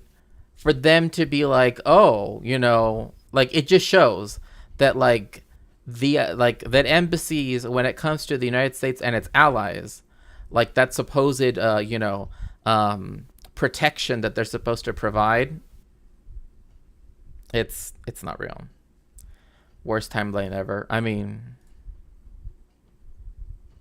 presence, which is nearly impossible to quantify given the number of unknowns. Fully estimating the cost of a U.S. war with Iran not only includes the immediate expenses of military operations, but also the long-term cost associated with post-conflict reconstruction in both nations, extreme damage to the U.S. economy, and the untold loss of life. The monetary cost would easily run into the many trillions of dollars, straining... like, if anything were to happen, because, like, there's this belief, right, that, like, no president that's fighting a war ever, that they always win re-election, right? It's like, people already dislike Biden so much.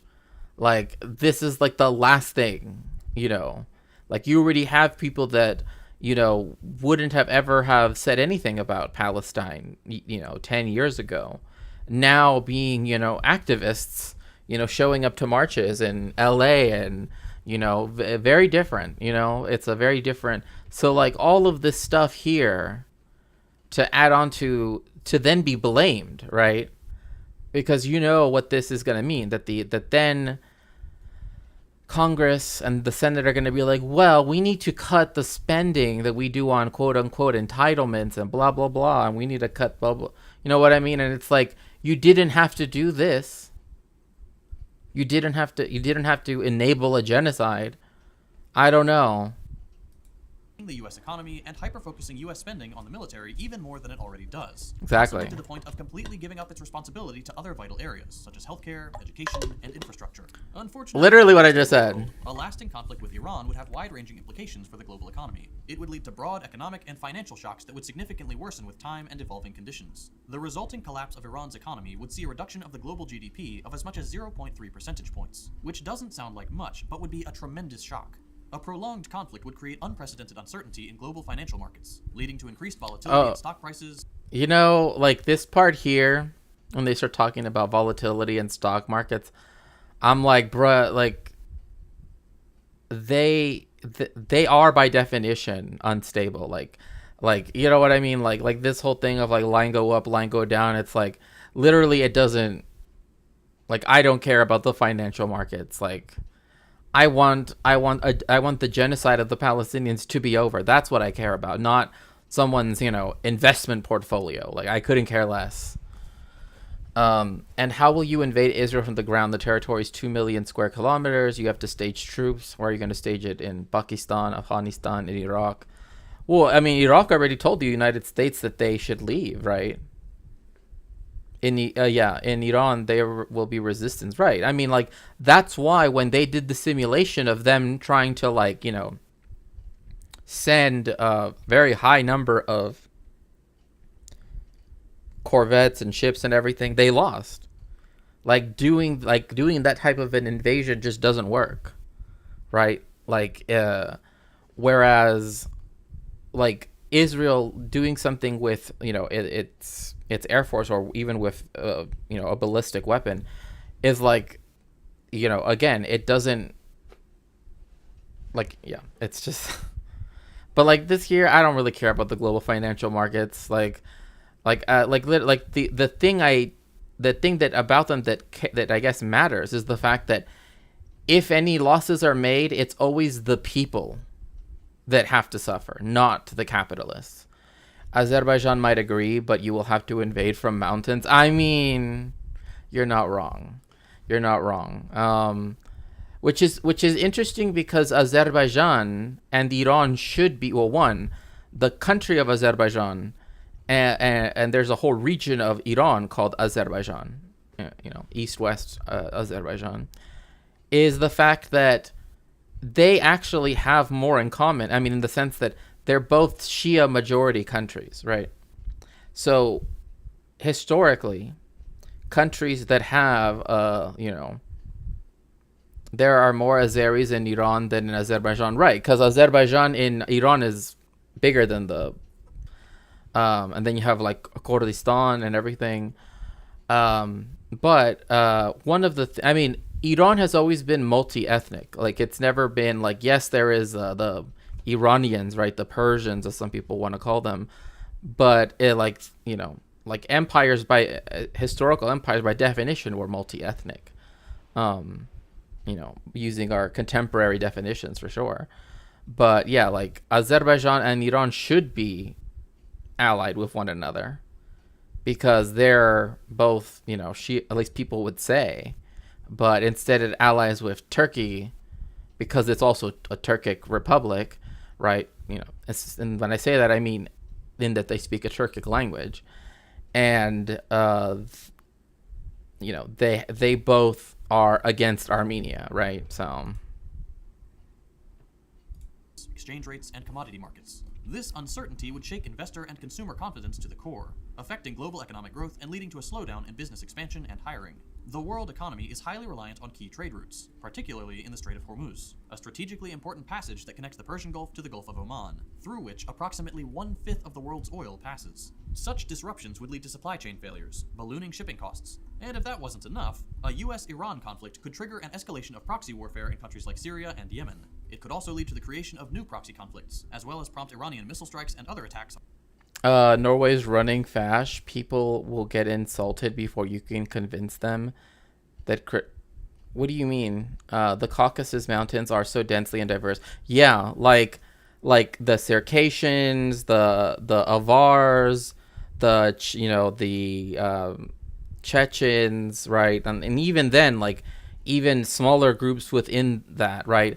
And like you have language families that are, you know, even language isolates, right? Like with like Georgia, etc.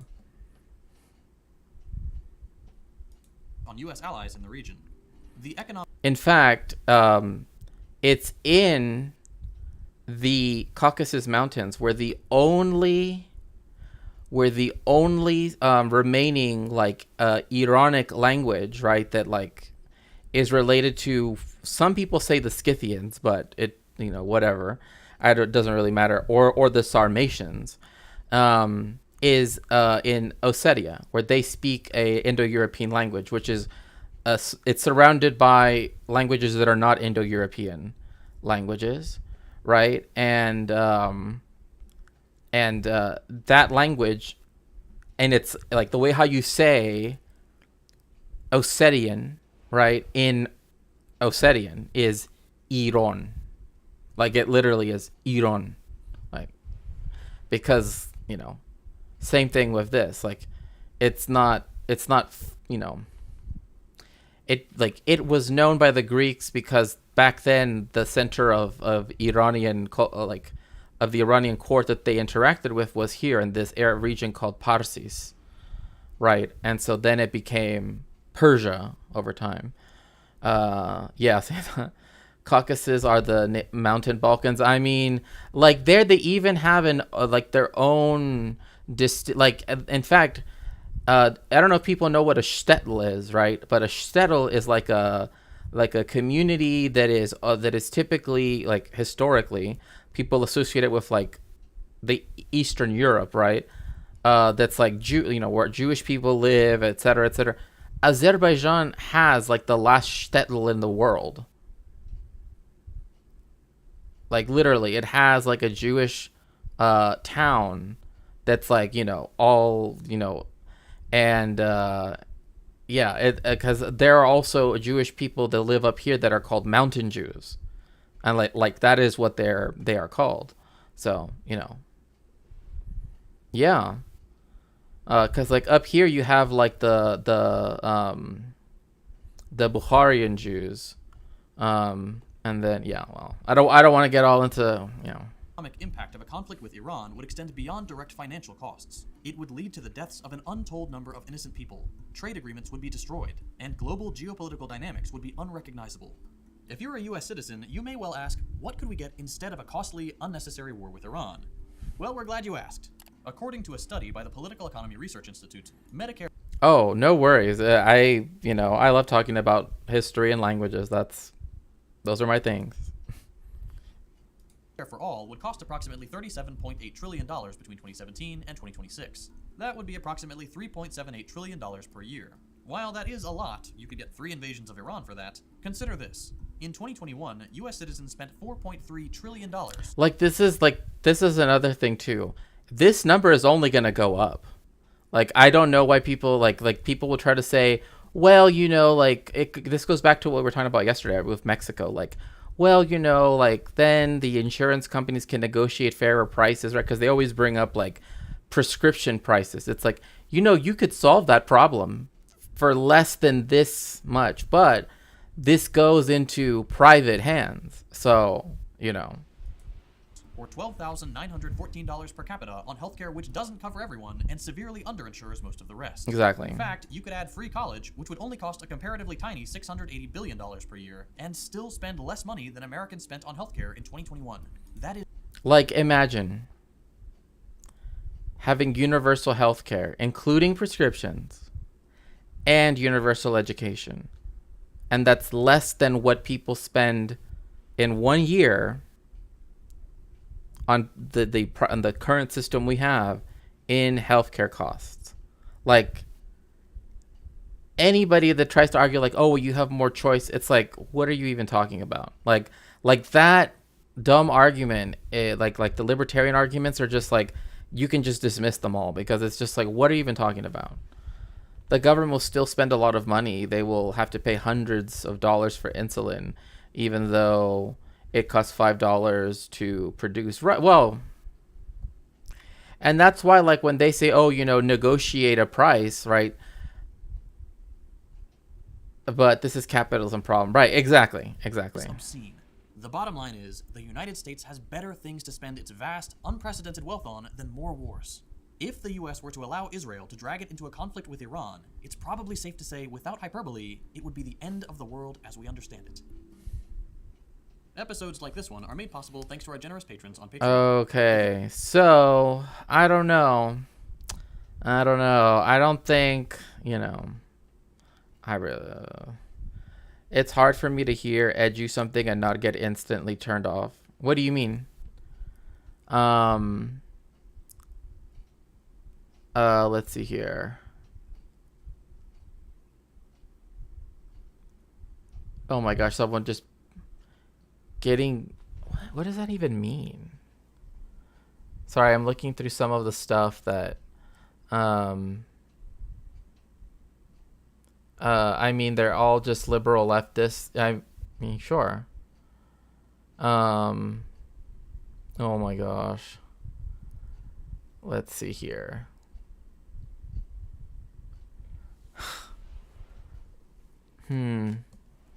Trying to think what would be good to follow this with, but I am divided. Let's see here. No, that's a little... Oh, should we watch one of the What If Alt Hist videos? Apparently, they took down the Coming Incel Revolution one, so... YouTube...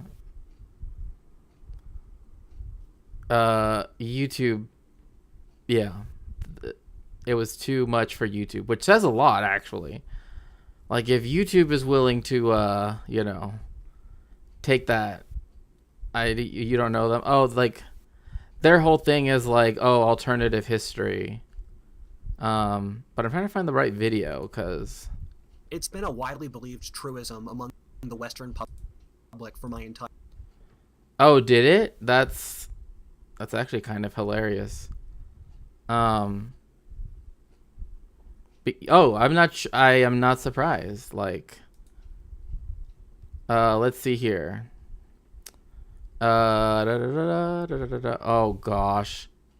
Yeah, that's not... Oh my gosh, why the 2024 election will start a civil war? I don't know. That's the one that sounds at least somewhat interesting, I guess. Let's see. I've been predicting America will have a civil war or revolution since 2020. Back then, this sort of thing appeared distant. No, he's serious. He's really serious. Really, really, really serious.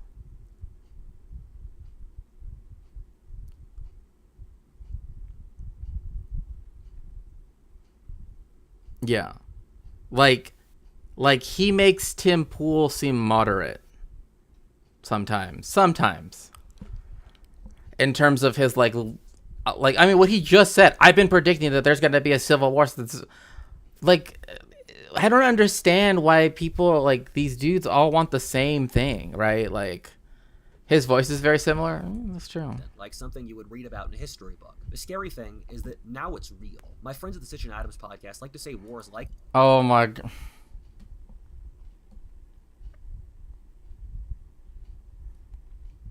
Of course, two right-wingers that try to call themselves, you know, leftists somehow. I used to hang around, or whatever it was called in the early days. Oh, okay. Yeah, isn't that his, like, his Twitter handle, I think? This go from people LARPing to until they stop and the LARPing turns real. Hitler was LARPing conquering Eastern Europe. The communists were LARPing revolution in the American South. Look, this part here, this is just idiotic. Like, just... was LARPing secession. It's all fun and games until the Nerf guns get replaced for AR-15s. The scary thing now is that there have been a series of horrifying events that only make sense in a context of a society that's about... No. That is not the case. Like, it's funny because it's like, this is what happens when you, like, decide to just, like, think up of reasons why things are happening without understanding, like, history or, you know, even basic sociological concepts. Like, I don't know, white supremacy. Like, Texas has been talking about secession since they became a state of the union. You know, like, they've always brought that up. Like anybody that takes Texas seriously, that, oh, it's going to secede, like, that's just... to have a civil war. The most... Like, look, if they want, go right ahead. You know. Also, people in a more well-off country are far less likely to fight. Yeah, exactly. I mean, there's no reason to, like the Civil War is like, oh, because of this one issue. Yeah, this issue that is seen as that has been created into a spectacle, right? That it's made, like, to make it, I mean, like, even with the terms they use, like invasion or, you know, or what Trump said about poisoning the blood or whatever, you know, it's like this does not a Civil War make. Most recent example is Texas saying the federal government has abandoned its duty to the nation by letting millions of immigrants cross the Mexican border, and Texas won't take it anymore. Now half the states in the country have supported Texas, and 10 have offered to send troops to help protect Texas. Maine and Colorado tried to take Trump off the ballot, and New Mexico tried to ban guns. These are all things... What? New Mexico did not try to ban guns. Okay, that's just dumb. I like that's not even true in any sense. No. That is not true. Oh yeah, of course, yeah, like 4 right-wing publications, you know. Yeah, the New Mexico did not try to ban guns. Like, there were so many people that live in rural areas and people that go hunting in New Mexico and all of that stuff. Like, that's just a lie. The only previous precedent in our nation's history was the last Civil War. The last time states bucked the central government in this manner, or states took candidates from the main opposition party off their ballot, was 1860. That's not a good sign. For a bunch of reasons. That's not a good sign. I don't know. Like, to me, it's like, libs, fascism is manifesting in Norway as we speak. It's strange to think about and stranger to internalize. Of course, we never reached free dental or legal plans. It's interesting because there was a video on the playlist I have of, like, possible videos to watch, and it's talking about, like, Norway is going to become the richest country in the world. It found the infinite money glitch, and it's just like, what are you talking about, you know? But, like, this here is just like, I don't know. It's just this really weird, like, thing that, like, no one, like, in places in the third world that, like, I've lived in, like, when I lived in the global south and the Philippines and also, you know, of course, in Mexico, like, people don't fantasize about this. Like, you know what I mean? Like, this isn't something that people want. Why is that creamy asteroid? Like, I mean, from besides what you know, I see what you've said prior, but like, I do know that there are many problems that exist. In fact, at one point, I wanted to teach because they had an opening for the University of Oslo, but you know. I think that we'll start having violence over the next year. I don't think American society can make it through the 2024 election without collapsing into civil war. We might not. Oh my gosh, this is literally worse than Tim Pool. How can you make Tim Pool seem more reasonable? Like, how? Why? Even have that much time, if I'm being honest.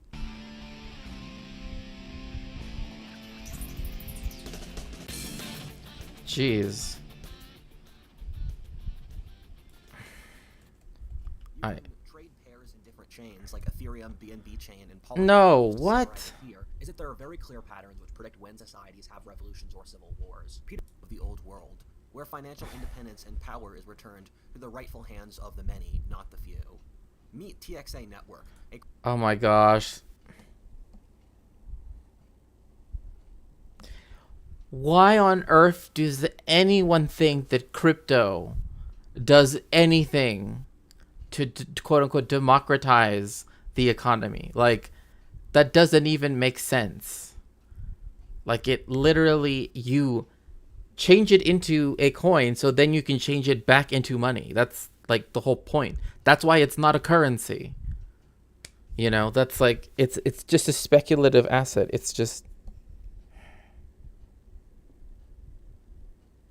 I don't know. Like when we were watching like the Mexican presidential debate and she brought up like the blockchain, I'm like, if she starts to talk about like giving, you know, having Mexican like national,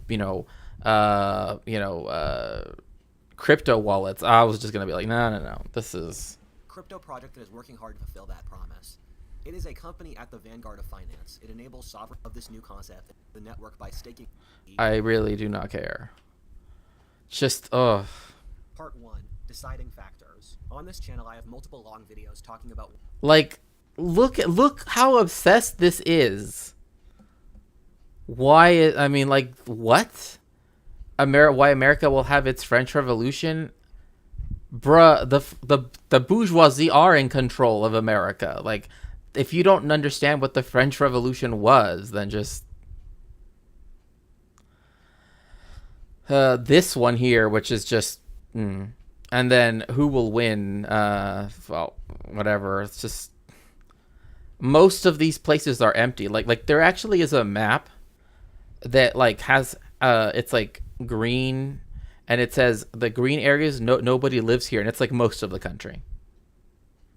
Right? It's like why America might have a civil war and what sort of context informs it. The shortest answer I'll use to summarize it here is that there are very clear patterns which predict when societies have revolutions or civil wars. Peter Turchin is a great model which 10 years ago predicted America would have a civil war. Okay, this is just yes, during like okay, so let's look at the summarize it here. This one, I don't even know where this is cited from, so there is a problem. The price revolution was also known as the Great Inflation, and I've mentioned that before. Right, like this was something happening since money became a thing, right? But this inflation here, the Great Inflation, is more important for human history, right? At least, well, I should say, like the history of the European continent, Southwest Asia, and North Africa in particular, but also. Are we effing?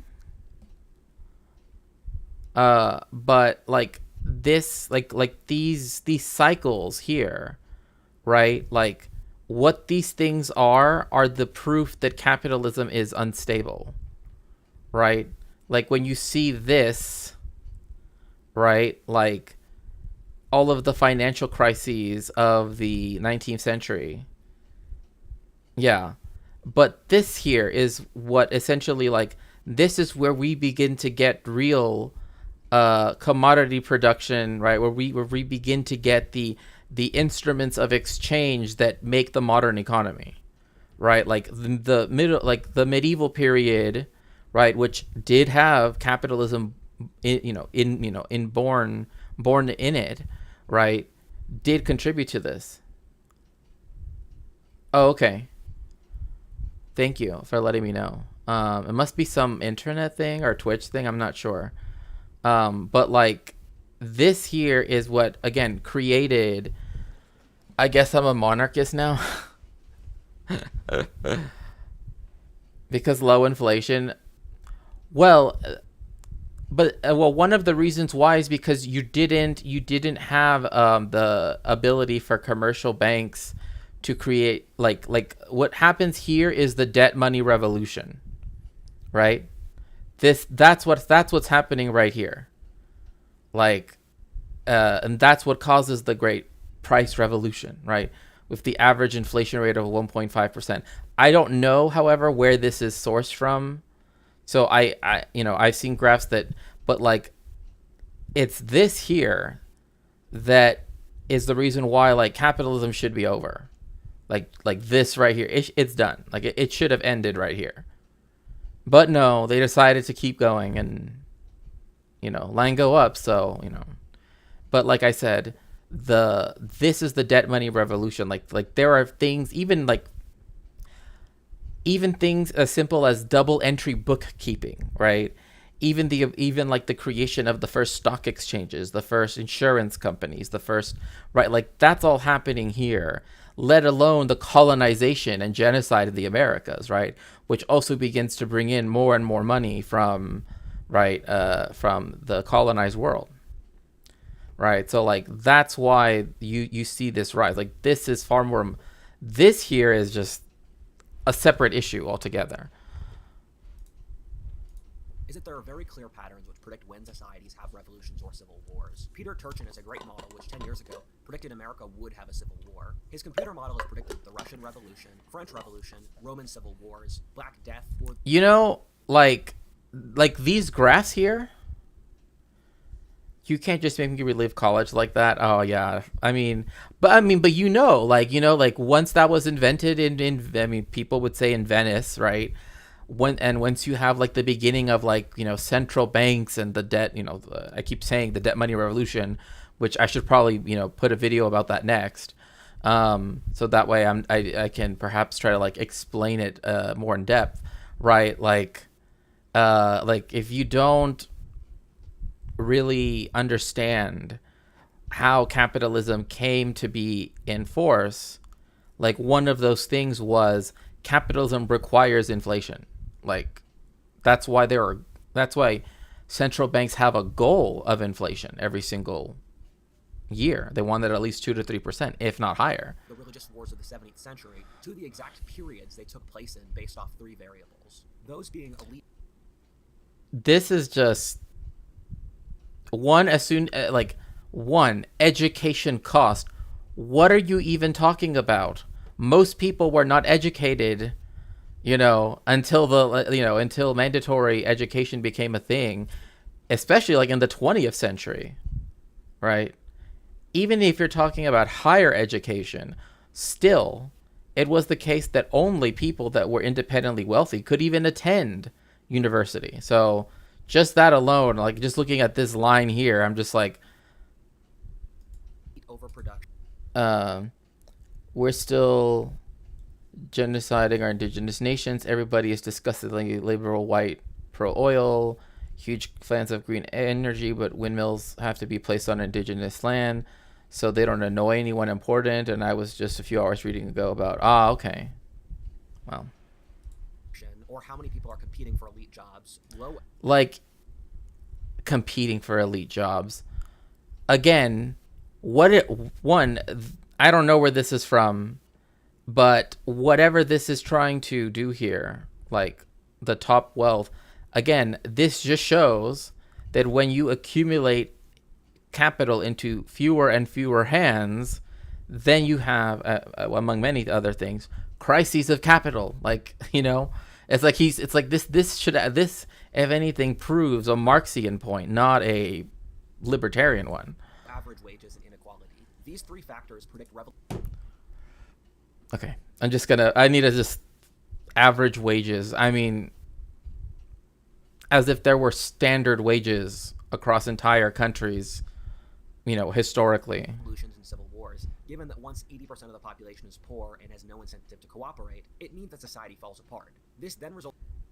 Cooperate with what? Like, what does that even mean? Like, there's no reason for the colonized and imperialized people of the world to cooperate, right? That doesn't, you know what I mean? Like, that's like, in a situation in which different factions split up among the population. Of course, they have to use the Bolsheviks as some kind of like society ending, blah blah blah. Like, why does nobody think about the fact that like the Tsars, right? These, absolutist rulers that like essentially kept feudalism going for as long as humanly possible. Cause conditions that make people want to be liberated, right? Not just like, Lenin showed up and, The mainstream is failing. Over history, this has been the whites and reds, north and south, Armagnacs.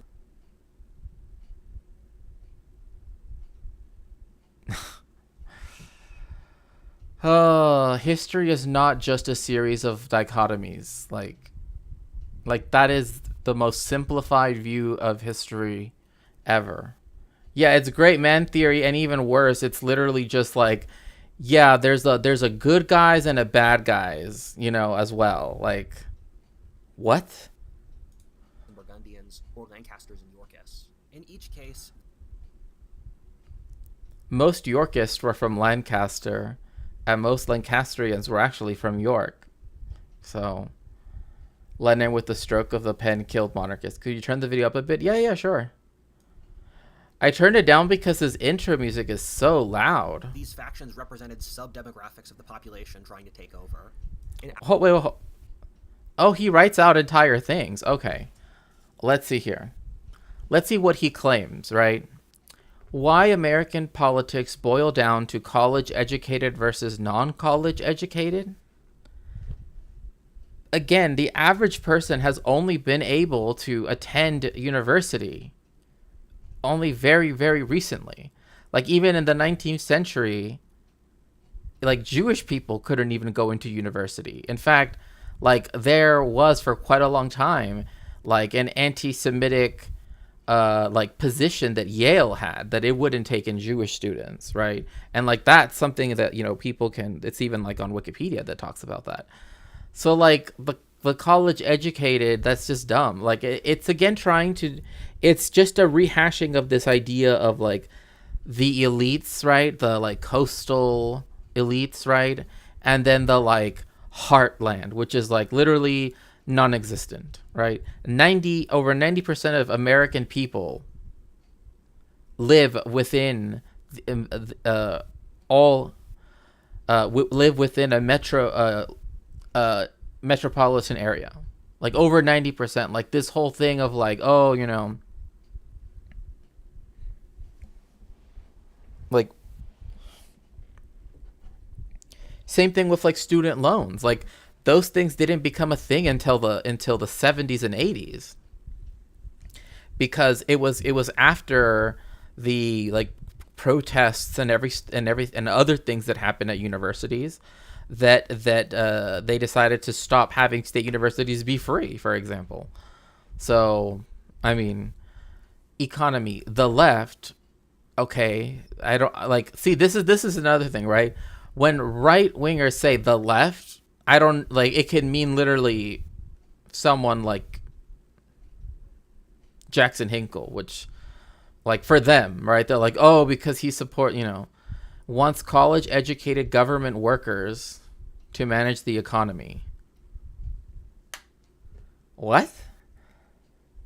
I mean, like, one, it doesn't, I mean, like, this is literally like communism is when bureaucracy, as if like historically speaking, the most successful like empires and everything, if you can even measure that as success, were known for their bureaucracy that allowed them to control such vast territories, right?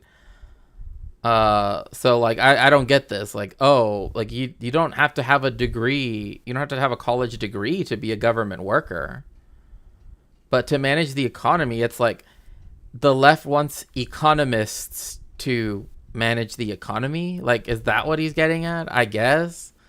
Like, oh no, we should just get some like random Joe off the street. My grandparents were among the first generation in my country who had a chance to get a college education. I mean, like in Mexico, going to university is still seen as something out of the reach for most people, right? And that is that, you know, many people have gone to university, many people do go to university in Mexico. I'm not saying that they don't, but like, you know, like knowing like my grandparents, you know, and all of that stuff, like, you know, my grandfather was a shochet, he was a kosher butcher, right? So he had like Torah knowledge, but like he couldn't go to university, et cetera, right? So meanwhile, the right wants to give as much freedom, whatever that means. Like, see, this is another thing, right? Like the vague terms that they like to use to non-college based businessmen. I mean, like the whole non-college thing. I mean, that's Charlie Kirk's whole thing, right? Like, oh, you know, I didn't go to college, you shouldn't go to college, right? If you want to be my best bro, don't go to college. But businessmen, like most people that own, that are small business tyrants, etc., and even the bourgeoisie, they are college educated. I don't know why there's this belief that only like leftists get educated. Like Harvard is it literally a forcing house of like, you know, of the American civil service. Like, I don't know what else to tell you. Social morality. So these are the points. I love how right-wingers lie about trade school workers. Right, exactly. Like, the left wants college professors in various departments to determine social moral codes. No. The whole point of being a researcher, being a professor, is not to, like, etch in stone new commandments. Right? Like even rabbis don't do that. You know what I mean? Like where, like,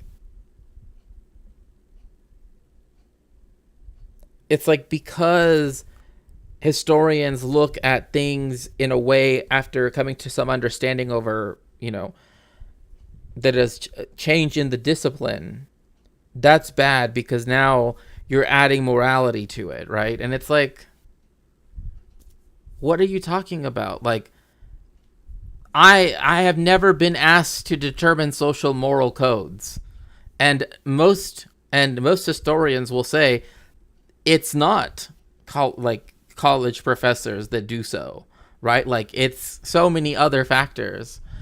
When they say how they make six figures is mostly business owner, not the person who works for their company, right? Exactly. While the right wants traditional religious figures to do that, like this makes no sense. Like, what college professors don't don't tell people what to do, like, you know, like in that way. It's, I mean, the right wants, right, theocracy, sure, fine, I'm glad that you're willing to say it out loud, I guess, but like the United States, even as religious as it is, and it is very religious, like it just is it is very secular as well, right?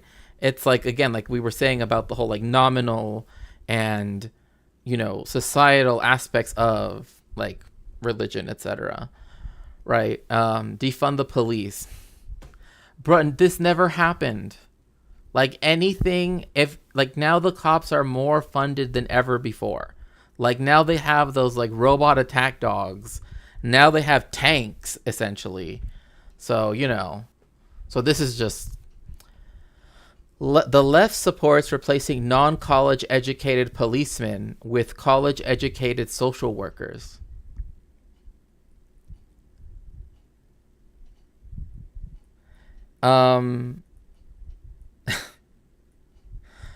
Yeah, I don't. One, there are college educated policemen. I mean, they don't have to be, but there are people that study criminal justice, right, in college, But like, it's weird to be like college educated social workers. I mean, yes, you can go get a degree in social work, but for a lot of social workers don't necessarily do that, right? Like, because it's actually very hard to get a job as a social worker. But we don't want police at all. We don't want the police as it exists now. It doesn't matter whether they're non-college educated. And the whole social workers thing is that there are already systems in place in other places in the world, right, where they don't just send in, cops with firearms to every situation, Foreign policy. The left prefers using college-educated diplomats for international affairs and wars. I mean, this doesn't even make sense, because historically speaking, international affairs and wars are not were done by aristocrats, right? They were done by the aristocracy. They were done by the bourgeoisie. I mean, that's who actually are the college educated diplomats or whatever, like Henry Kissinger, the left just does not prefer using Henry Kissinger, I'm sorry to say. The neocons all have degrees, right? I mean, even Trump went to the Wharton Business School. The right prefers using the non-college educated military. This is literally it's kind of like Swamp Goth said earlier, is this parody? And it's I wish it were. I wish it were parody, because this is literally saying that the left likes diplomacy, right? And blah, blah, blah. And the right just wants to send in the tanks. You know what I mean? It's this really weird legislation. The left approves of college-educated bureaucrats making legislation over society, while the right abhors this. The worst thing is his viewership number. Yeah, he has almost 600,000 subscribers. Make sure to subscribe to my YouTube channel. And this has almost 700,000 views. So this thing, the whole college educated bureaucrat thing, that is something that is a holdover from the pre-French, from aristocrats, right? Because they would send their kids to college. That's why Harvard used to be free, because it only served rich kids. The right abhors this. Then every single college educated bureaucrat that is in government or in the Congress, right, Senate or House of Representatives, I guess must not be right wing. They're all secretly leftist, I guess. People like Tucker Carlson are leftist because, This is the college-educated left versus non-college-educated right. As I explained here in this text wall, every single policy the left pushes benefits the college-educated, giving them jobs and power. Benefits the college-educated. Okay. It's funny when you have someone that tries to essentially say, well, there are privileged people in society, but it's not the people that actually are privileged, right? Actually, the left is the privileged one, and they are making it so hard to give freedom to non-college based businessmen, While the opposite is true for the right, which stands for the military, business, and religious interests who don't. So the reactionary interests, then, I don't know what to say. He even called it interests. Yes, again, marriage as we know it is a medieval institution that has just been held over, and capital's been trying to get rid of it for a long time. Same thing with, like only when it needed the nuclear family, right? Did it care about such things, but like, base their social status off college degrees. I would highly recommend the book. Oh gosh, not Levi. Oh my god, he's like this dude. This must be the dude that Giga Chad. That Giga Chad must have watched. Like, because like this is literally like, remember Giga Chad would always just bring up the one book he's apparently read, and it was like, oh hey, look, it's like, this one book, and it's just Hobbes' Leviathan. Okay. That was the whole PPI loans and the every business owner claimed during COVID. Yeah, which so many of them defrauded, right? And they they gave out loans of immense amounts of money, but yet anything to help the people, right? That needed the help, actually need, right, money, during that time. It was like herding cats, as they say. Leviathan and Its Enemies by Samuel Francis. It's one of the best political books I've ever read, where Francis was a conservative who, in this book, was doing a Marxist class analysis of modern society. It talks about how the college-educated, or the managerial class as he calls them, dominate society, and thus the... Okay, there is this concept that people talk about of like the PMC, right? The professional managerial class. I mean, you can call it whatever you want, but it's like they're usually petit bourgeois. Like that is typically the class interest that they have, right? I mean, because they tend to be reactionary, right? Like that's the thing. Leftists are not for the petit bourgeoisie, right? Like the petit bourgeoisie, is in this position where it doesn't want to be proletarianized, which it is because capitalism works that way. But it wants to be part of the big bourgeoisie, right? But like, yeah, you can create more terms for this, but if we just view them as the petit bourgeoisie, in my opinion, it suits like any discussion about this supposed class, right? Which I don't even think. I mean, this left dominates all the institutions. As a general, it does not. The left does not dominate any institution.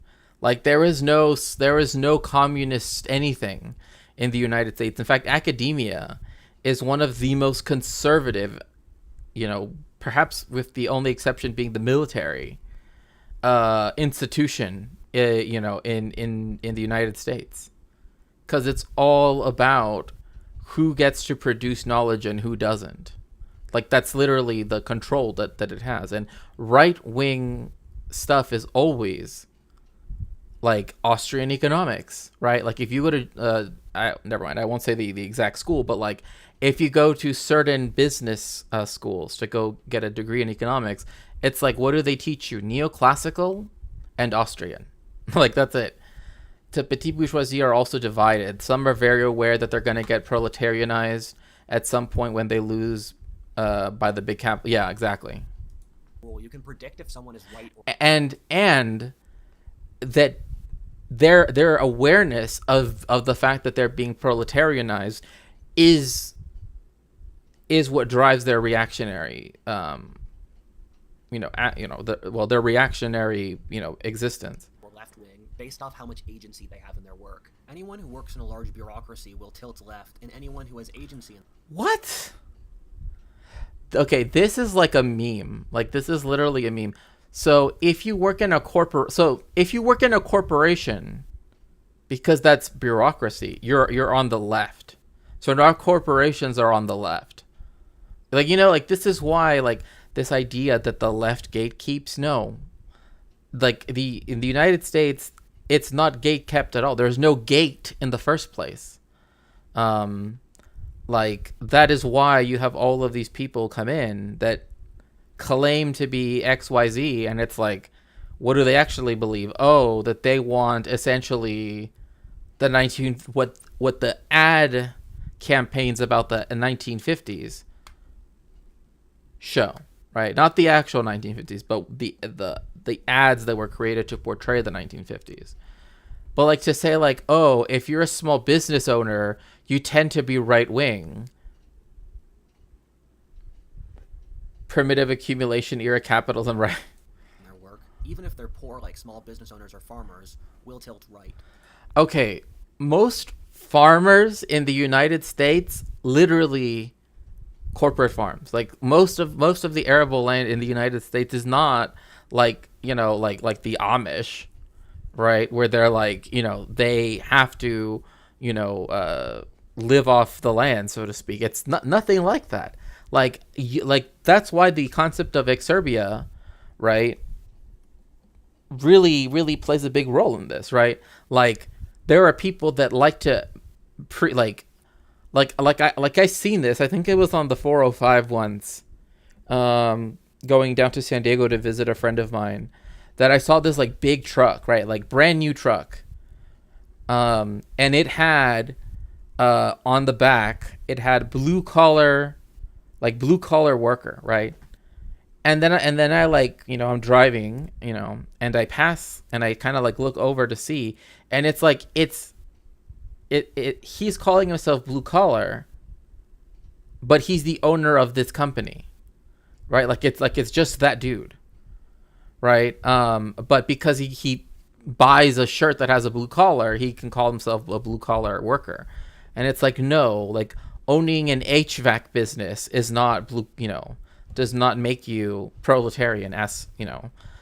Lefties will be doing that Cartman mind battle meme over your worst nightmare. I mean,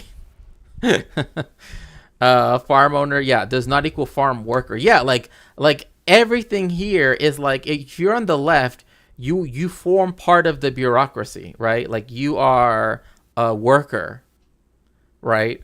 But if you're right wing, and this idealized right wing, you're this like this is the same thing with the independent yeoman farmer myth that the United States likes to pander, saying like, why are self-employed people petit bourgeois? It depends on the type of self-employment, because in some cases things count as lumpen proletarian. You know, it's you know, it's not a, in my opinion, it's not a standard thing. Some people might say that it is, but for me, from what I've read and from everything I understand, it depends on the relationship to production, and also to, you know, like if you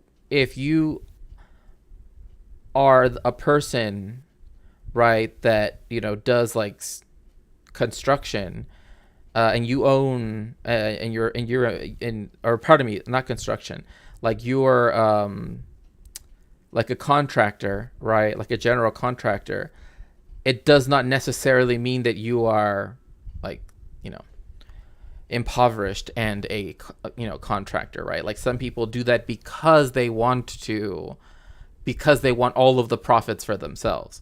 Those people would be petit bourgeois. But like people that are kind of like, you know, like kind of like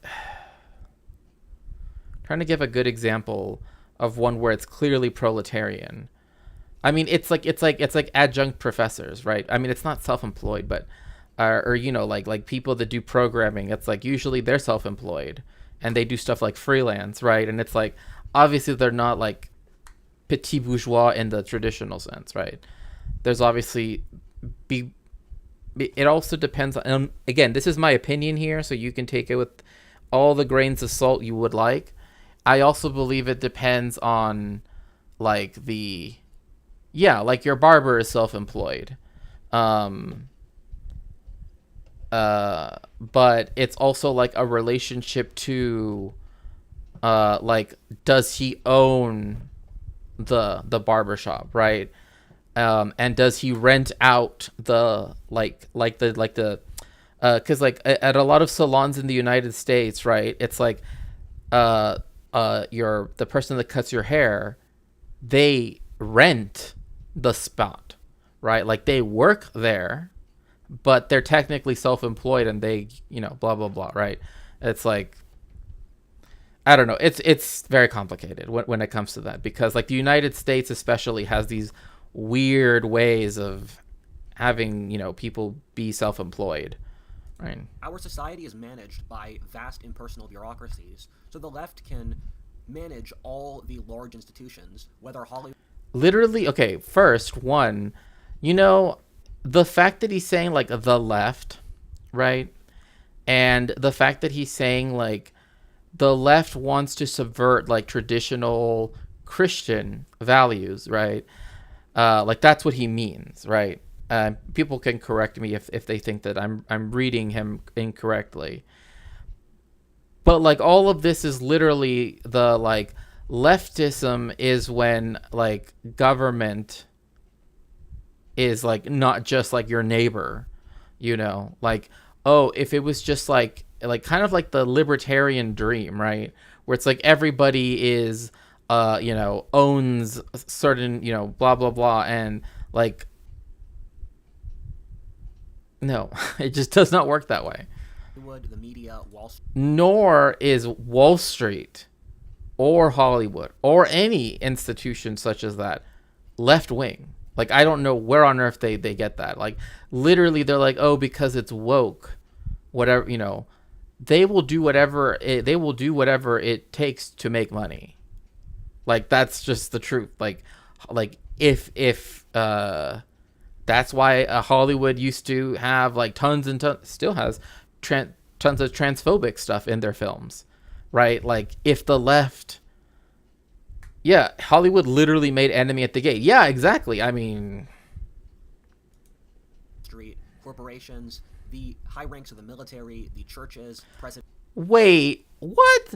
Leftists are not okay. No. Okay, we have to hear that. The left can manage all the large institutions, whether Hollywood, the media, Wall Street, corporations, the high ranks of the military, the churches. I had no idea that the United States Armed Forces were run by a whole bunch of commies. And the religious institutions, too. You know, because, of course, like, leftists are, like, their whole thing is, you know, wanting to impose, you know, one type of morality upon entire peoples, right? Like, I don't even know what this is anymore. It's like every minute that passes, I'm just like, he says something else that I'm just like, why does he have so many subscribers, you know? Presidency, government bureaucracy, and tech. One of the What?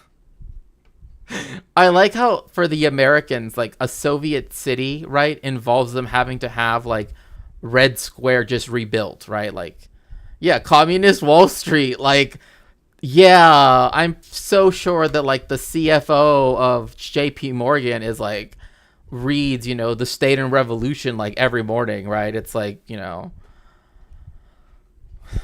like I wish there were Soviet cities on the moon, right? Like, but I think it's funny that like in America, is this channel the John Birch Society? They called Eisenhower communist. Oh my gosh. I mean, look, I am not saying leftist Wall Street, right, Chat Alpha? Like leftist United States military, right? You know, imperializing the world, invading, you know, about to, right? But also leftist Wall Street. Like, tell me exactly which CEO, CFO, COOs, all the random jobs that they make up. You know, today their conspiracy theories are, yeah, exactly. That's the thing, is like, this is like, you know, like all you need now is like Soviet space lasers, you know? As I hone my predictive abilities is to look back. Hone his predictive abilities, bro. This is so bad. He's like, I actually can predict the future. Like, I saw some graphs online on like a Reddit post. And from it, I was just like given a vision. Like Hayek himself came to me and was my psychopomp and took me down into the, you know, leftist underworld, you know, like backwards over history to see what people were accurate in predicting the future. Then I try to figure out what things they did right and use it myself. Okay. Stand on. I've never heard of this book. I predict this guy. I mean, Eric, okay, let's see here. They predicted, written in the 60s, about 2011. Okay. This is what it predicted. America's first black president named Obomi. Like, I've never heard of this book, but this is literally being, like, this is like where, like, the Obama thing, where Trump says it. Video calls. I mean, those things, like, okay, those things already were existing in places like Japan, like earlier on than they were in the United States.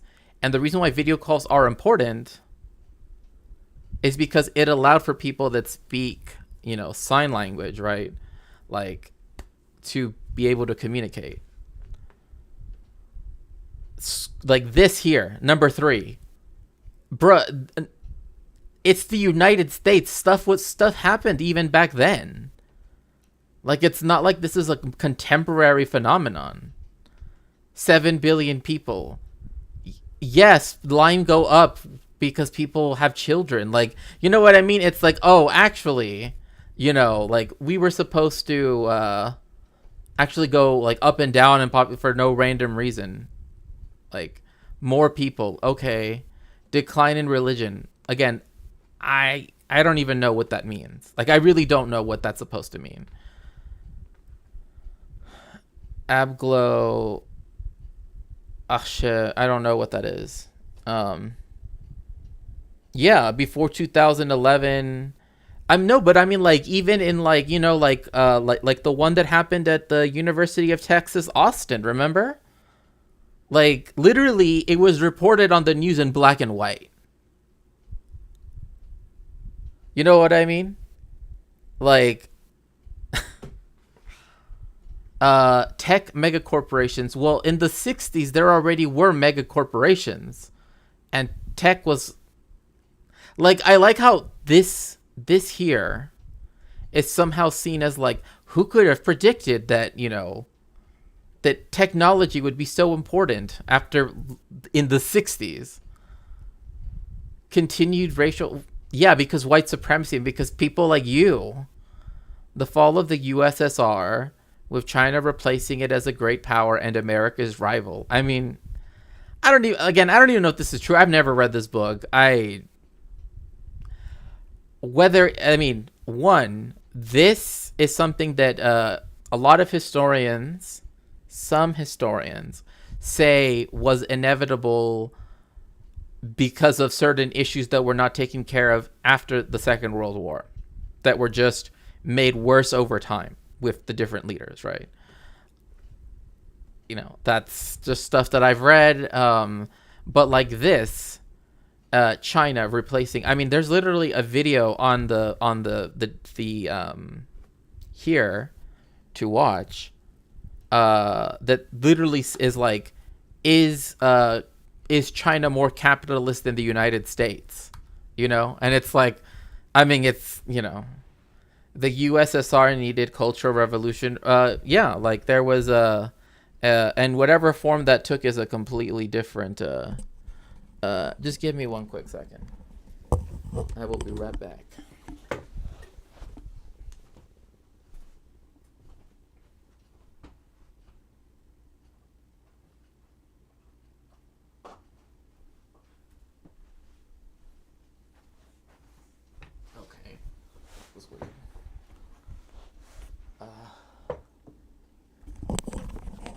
Anyway, I mean, there were many issues, and again, like, that's why when I brought up Vasily Grossman, right, that was one of the things that he said, like yes, they did denazification in East Germany, but the anti-Semitism everywhere else in the Soviet sphere was not taken away. It was still there, even this here, like this isn't anything. I mean, it was written in the 60s. Like like the idea of marriage being expanded to be more about, like this, I don't know, Viagra.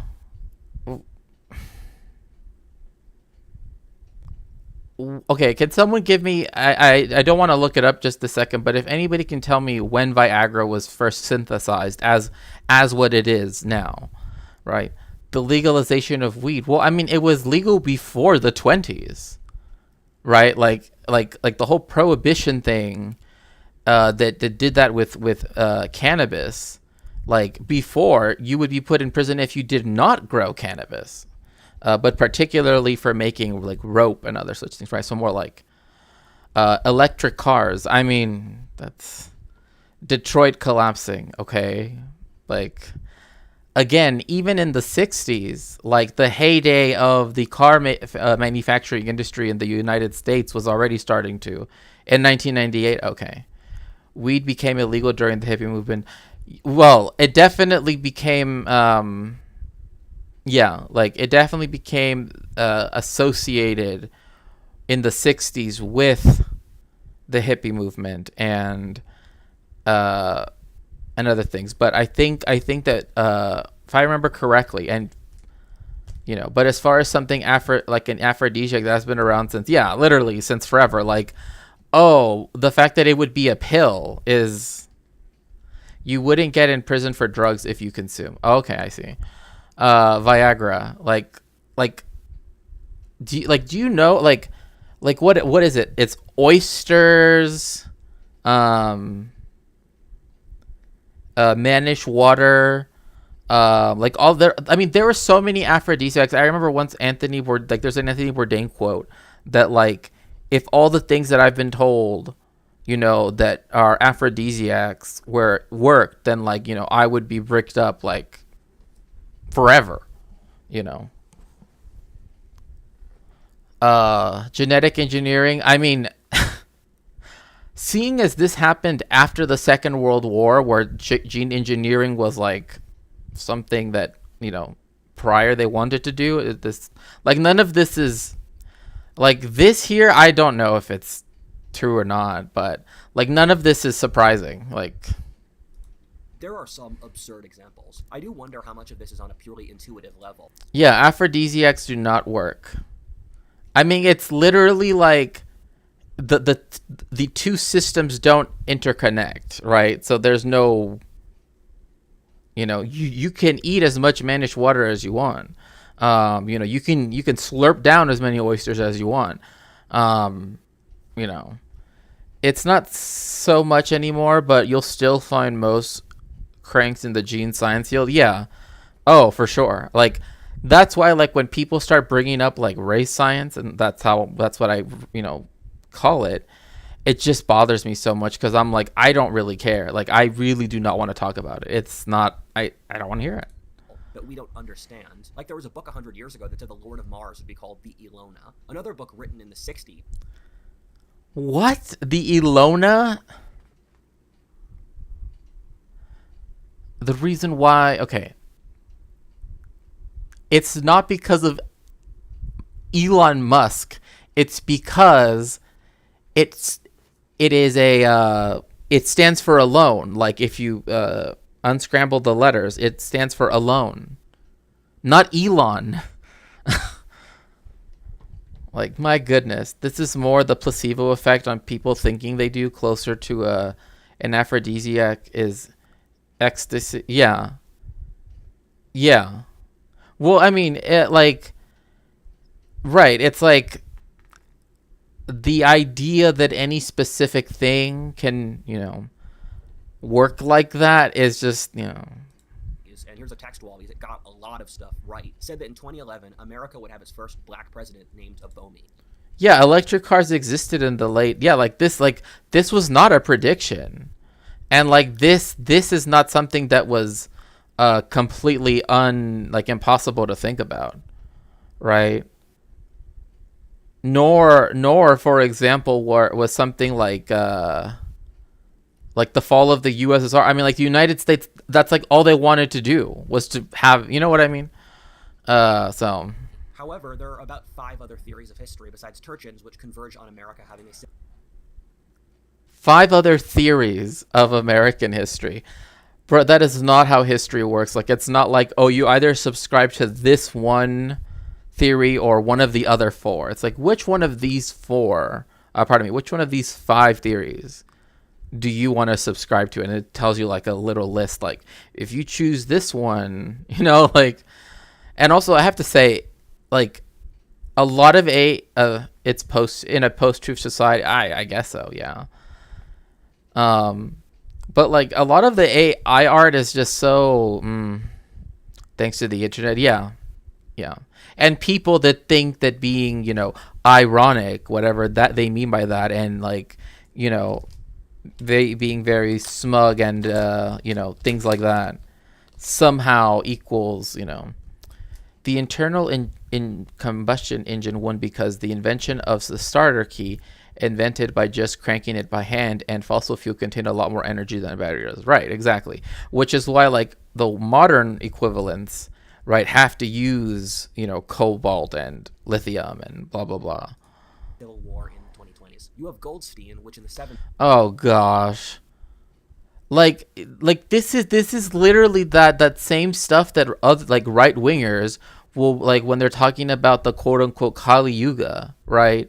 They're like, oh yes, there's this ancient mythology that says blah blah blah, and it means that it's just like it's this really weird thing where like it's funny because he's talking about like the secularization of society, but in a way it's like this is another way to have like millenarian stuff, right, exist, right, like where you can't have where it's like there has to be some eschatological telos to everything, right? And it's like they're just doing it, but they just do graphs instead of writing holy books, right?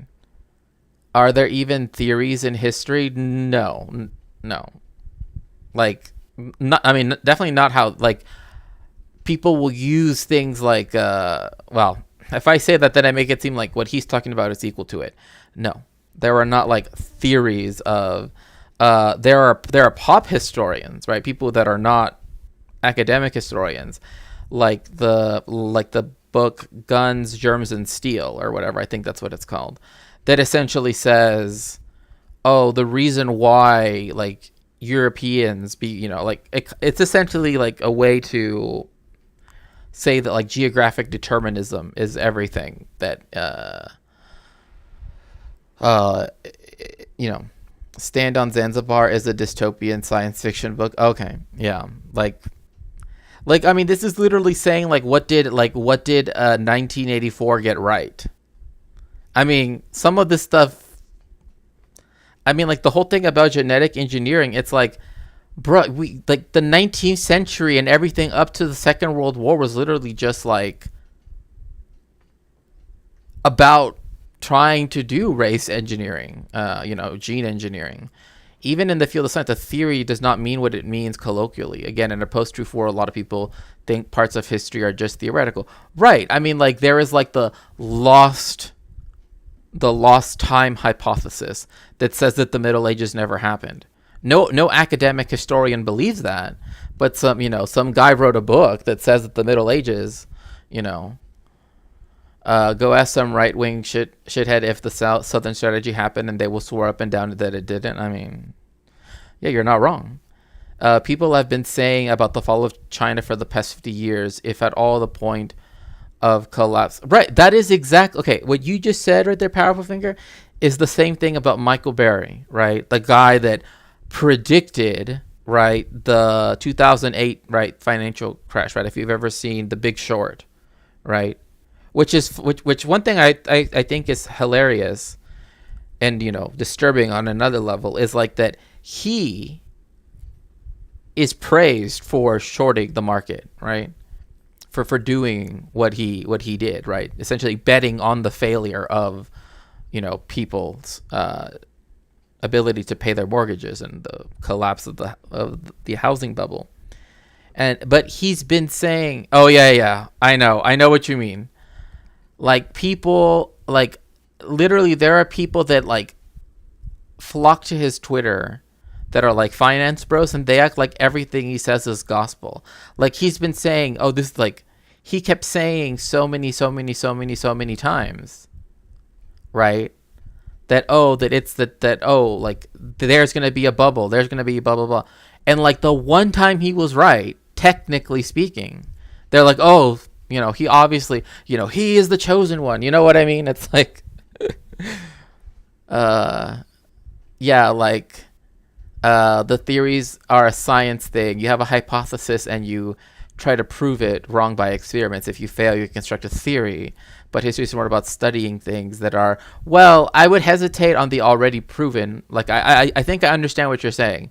But, like, yeah, like, when we are constructing history, it's a hermeneutical thing, right? It's we are working with the documents, the text, etc., and all this other information to try to interpret, right? And in the same way, I mean, again, like analysis exists in the science world as well. Same thing with history, right? Like there are different approaches to history that people could say are like theories, right? Like people that do like historical materialism, right? They would say that's applying Marxist theory to history. But I mean, He's looked at economic factors, saying America will have a major war in the 2020s. This is one of the the 2020s are almost over. Like I like to me like 2020, right? Because of everything.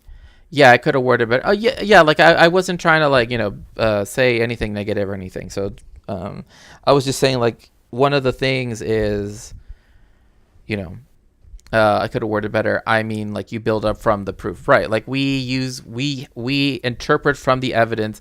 Again, it's very the basic aspects of all academic disciplines are for the most part very similar when it comes to. It's only when you start to get into like the specifics of like specific methodologies, right, that then they begin to diverge, and then subject matter, etc. But no, trust. Books I have ever read, so please thank me for reading it for you. Then the Strauss-House system. Please thank me for reading it for you, bro.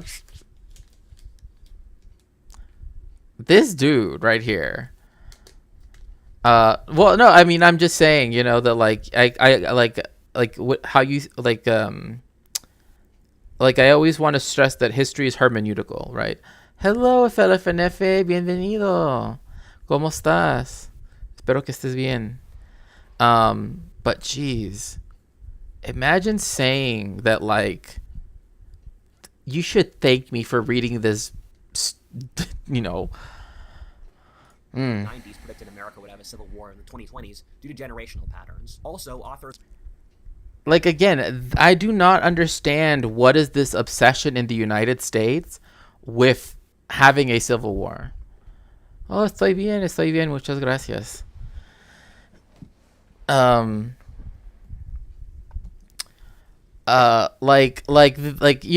It's because if you were to run this model, right, that they only apply to the United States, it's the same thing like Ray Dalio, right? He did a similar thing like this, where he was saying something about like, oh, like once the United States dollar is no longer the reserve currency of the world, because they all think they'll be the one who's that is exactly right, Raven. Exactly right.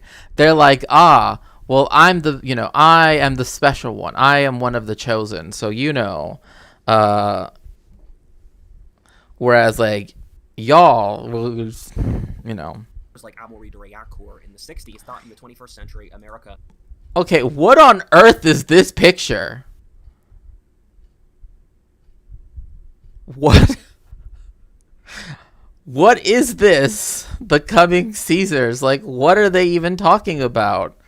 But what is, like, I don't get this. Like I know it's the former presidents, but this is just such a weird picture to me. I don't know.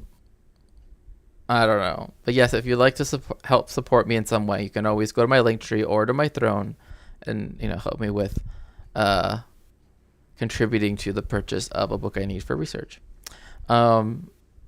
I know. Like, I'm just like, imagine if they had Trump here. Like this looks like it was like AI generated almost, right? Like, I don't know. To me, it does.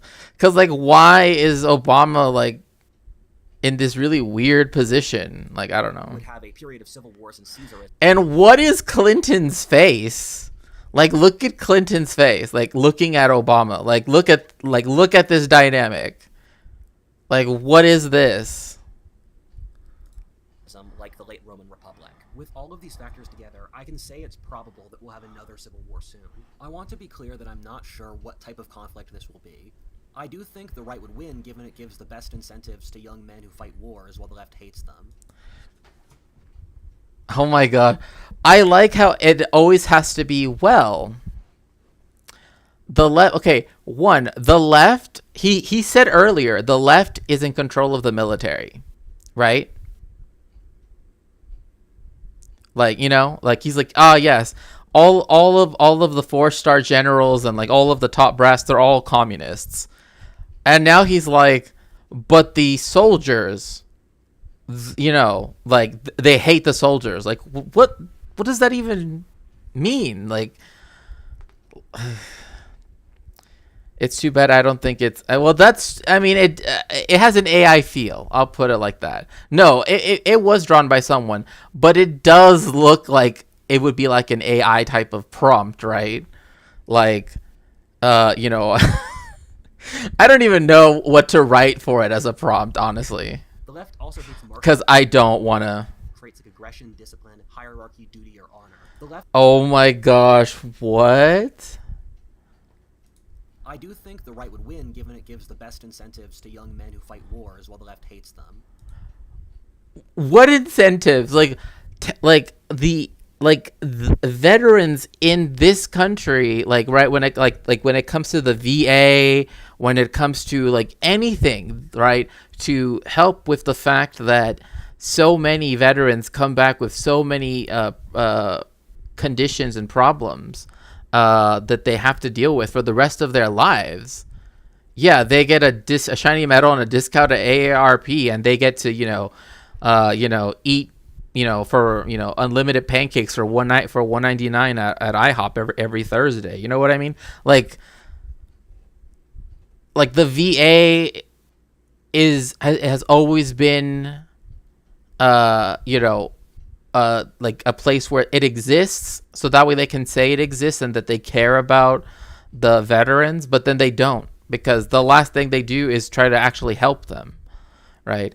And they get to be infantilized by the right, making some kind of point about oppressing marginalized people. Right, exactly. Like, The left also hates martial traits like aggression, discipline, hierarchy, duty, or honor. The left. so, okay. The left hates those things.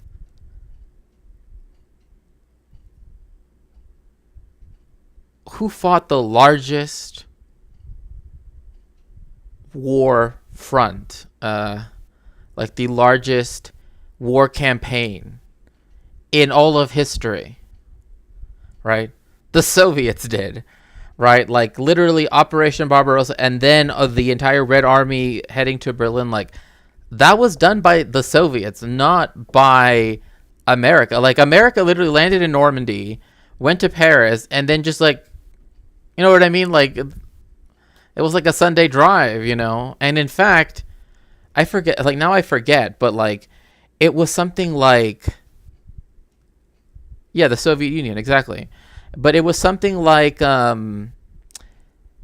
Hitler only used 10 divisions of the German army against the West, right? Against the UK and Canada, but it used like 1,000 against the Soviets, right? Like there is no comparison, right? Like the Soviet Union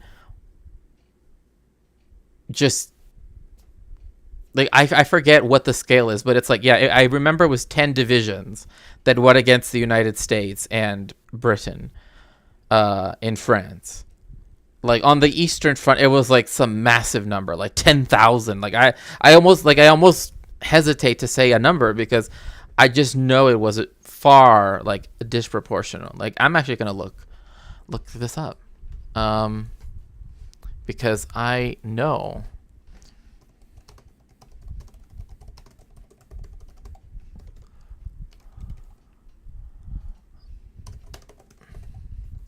Oh.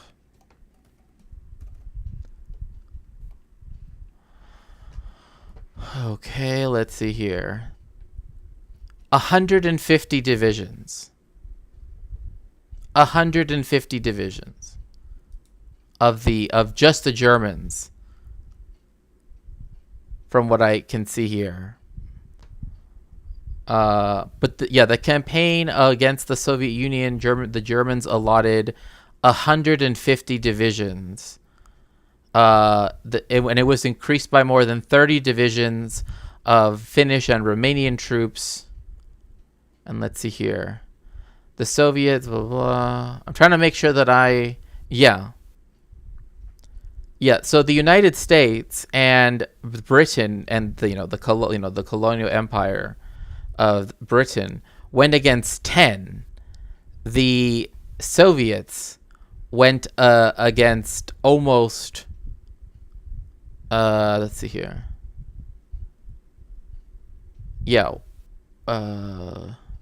Essentially 200 divisions, but I think this is 60, so it would be like 310 divisions. Yeah, over 80% of the Nazi forces were defeated by the Soviets. Exactly. Like, there was no comparison. At the end, things like wokeness and the like are just a way to convince that the failings of the system are the fault of lefties. Somehow they control everything. I mean, how can on one hand, right, he argue that leftists, right, are the top brass of the military, but also that they hate the military? You know what I mean? Like, that doesn't make any sense. Same thing with like him saying that the left occupies the highest positions in like religious things, but they also hate religion. Like, that doesn't make any sense. Like, but Left is split into a bunch of city-states. Oh my gosh. Oh yeah, city-states, because 70% of wealthiest countries. Strengths for the right and left in a civil war. I mean, what does that even mean? Like, what counties. 70% of the wealthiest counties. I already said over 90% of all people in the United States live in a metropolitan area, like in a greater metropolitan area. The amount of people that live in actual rural anything is just minuscule, because the enemy is overwhelmingly powerful and pathetic. Yeah, exactly. My prediction holding true. Yeah, I know. Controls basically every institution and every field. What are you talking about? What institute? Like Hollywood has academia's anti-leftist. It's anti-communist. Like just because there are like rad libs that get professorships does not, they're not leftist. Tech. What is it? Tech. I mean, okay. Tech. Well, I mean,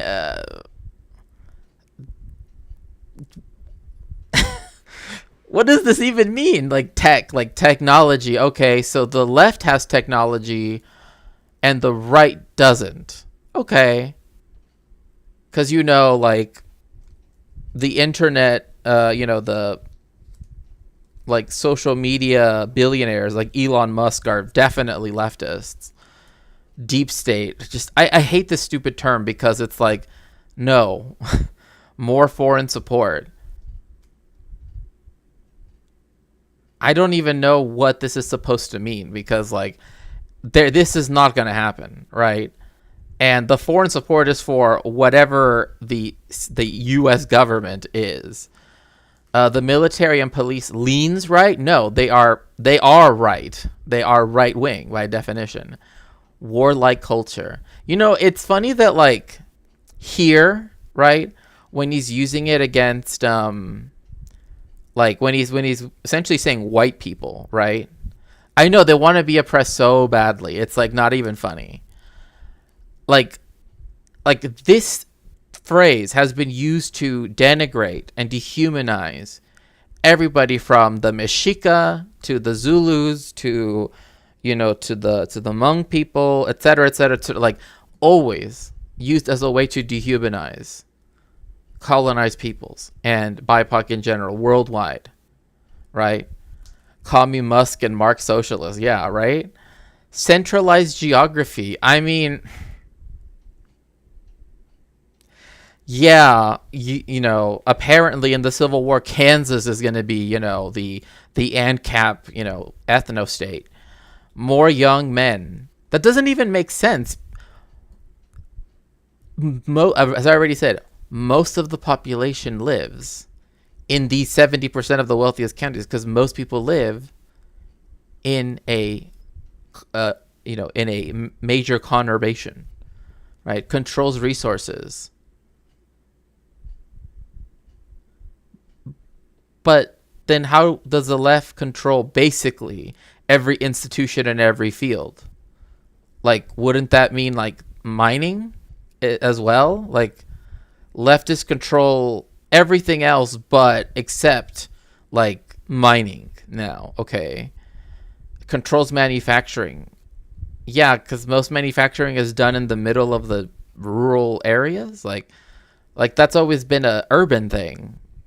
I don't know. The right has a single geographic region. Enlisted men and officers in the military tilt right, while the left has the top brass of the leadership. All food, oil, and manufacturing production is in conservative. IDK, if you use the phrase deep... Oh, yeah, that's the reason why, like, the first time, like, literally, like, within 5 minutes of watching, Infrared, right? Infrahawes or whatever, and, like, I heard him and his debate partner or whatever say something, and then he just said that one phrase on, and I just, like, X'd out of it. I'm like, oh, no. I'm not going to waste my time with this. Like, this is literally right-wingers that just like the aesthetic of the Soviet Union vis-a-vis, like, the militaristic side, like, that's it. Areas. For all of these reasons, I think the right has a very large advantage over the left. That being said, it's hard for me to get further than that. The world is chaotic, and one of my catchphrases is that I'm betting against God. What that means is that there are a million ways to be wrong and only a handful to be right. Almost all predictions of the... Wait. Like, he keeps saying these things that are just like, so this is what's going to happen, but also, yeah, I know. Like, but this was when someone tried to introduce, like, say, like, oh, have you ever heard of this person? I watched, literally, it was like 30 seconds. As soon as I heard that, I'm just like, I'm out. I didn't need to engage with that any further. Future are wrong, and so will mine. Oh my gosh, these walls of text. Correct. My correct and incorrect predictions so far.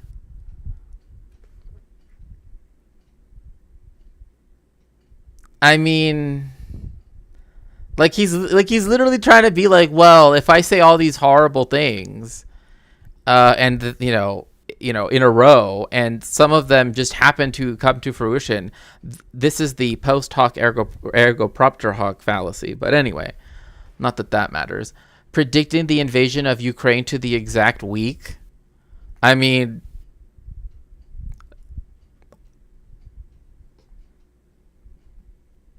okay, whatever. Ethiopia civil war. I mean, civil war's been, yeah, like, this is not new. This happened. Like, this is a continuation of strife. No, I like the name Infrahawes. It's hilarious, and I'm using it. The rise of the new right. So the fascists, right? Like it's funny how, like, fascists don't want to say that they're fascists, right? Like, but they want to create, like, new little, like, oh, well, we're the new right. We're the dissident right. We're the blah, blah, blah right. Like, okay, why can't you be right about something and, like, go, do something productive instead of just, China turning Maoist. I'm sorry, actual Maoists would literally be just like, like, what are you even talking about? Like, actual Marxist-Leninist Maoists would be like, what? What? This is not true. It became capitalist. That's what it did. America falling towards civil war. Yeah, alt-right, all of that stuff. Like, I mean, because of what happened in Charlottesville, right? Then they changed it. Then some of them started to call themselves like the dissident right or whatever. And I'm like, you're not dissidents for against like a white supremacist society, right? Like, let's see, like this here, America falling towards civil war. One, this video is supposed to be show why this is the case, so you can't say it's correct in a video explaining why it will happen. Like, that doesn't make, because like what does this even falling towards? I wish China was Maoist, right? Yeah, multiple citations and not just those random graphs that have literally don't say nothing. Like they don't even have like the names of the people, nothing. Wokeness, whatever that is, wokeness spiraling into further craziness in 2021. What happened in 2021 that wokeness went off the wall? What? Like,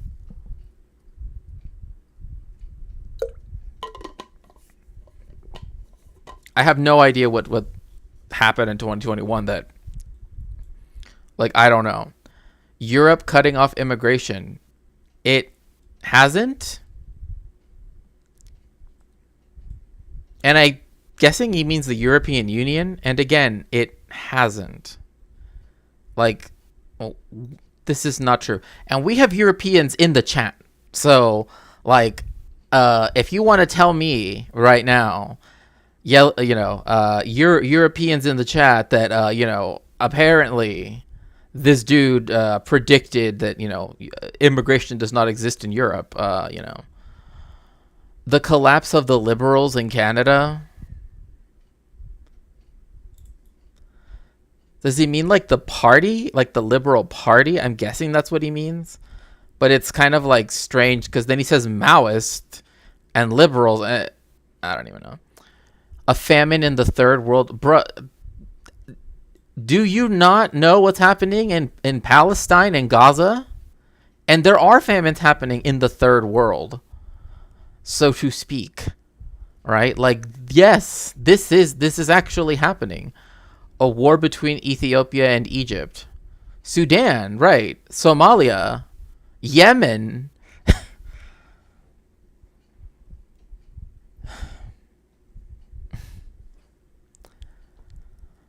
The war between Ethiopia and Egypt.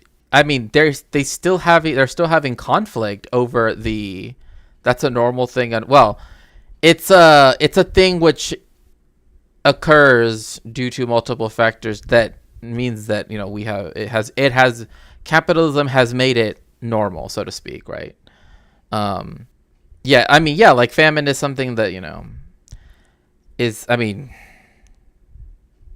yeah. Belarus and Russia unifying. Belarus does not even, is like,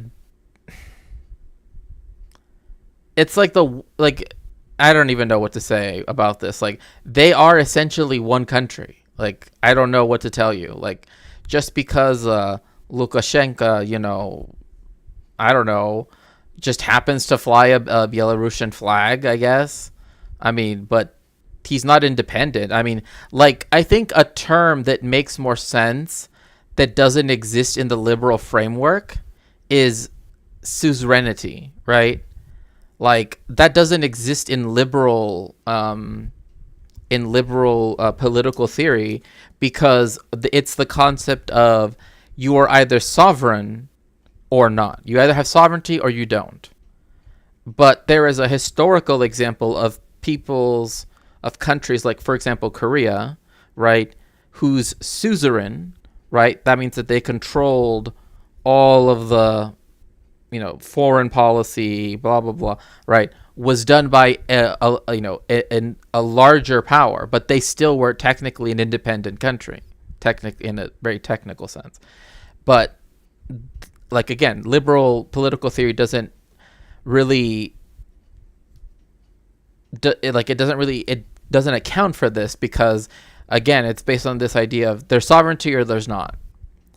But again, a suzerainty would be something like the, I believe it was the Tang Empire, or the Tang Dynasty. It might have been the Ming Dynasty actually, where they controlled like the highest military affairs, the highest economic affairs, etc., foreign relations of the then United Korean Kingdom. This is hundreds of years ago.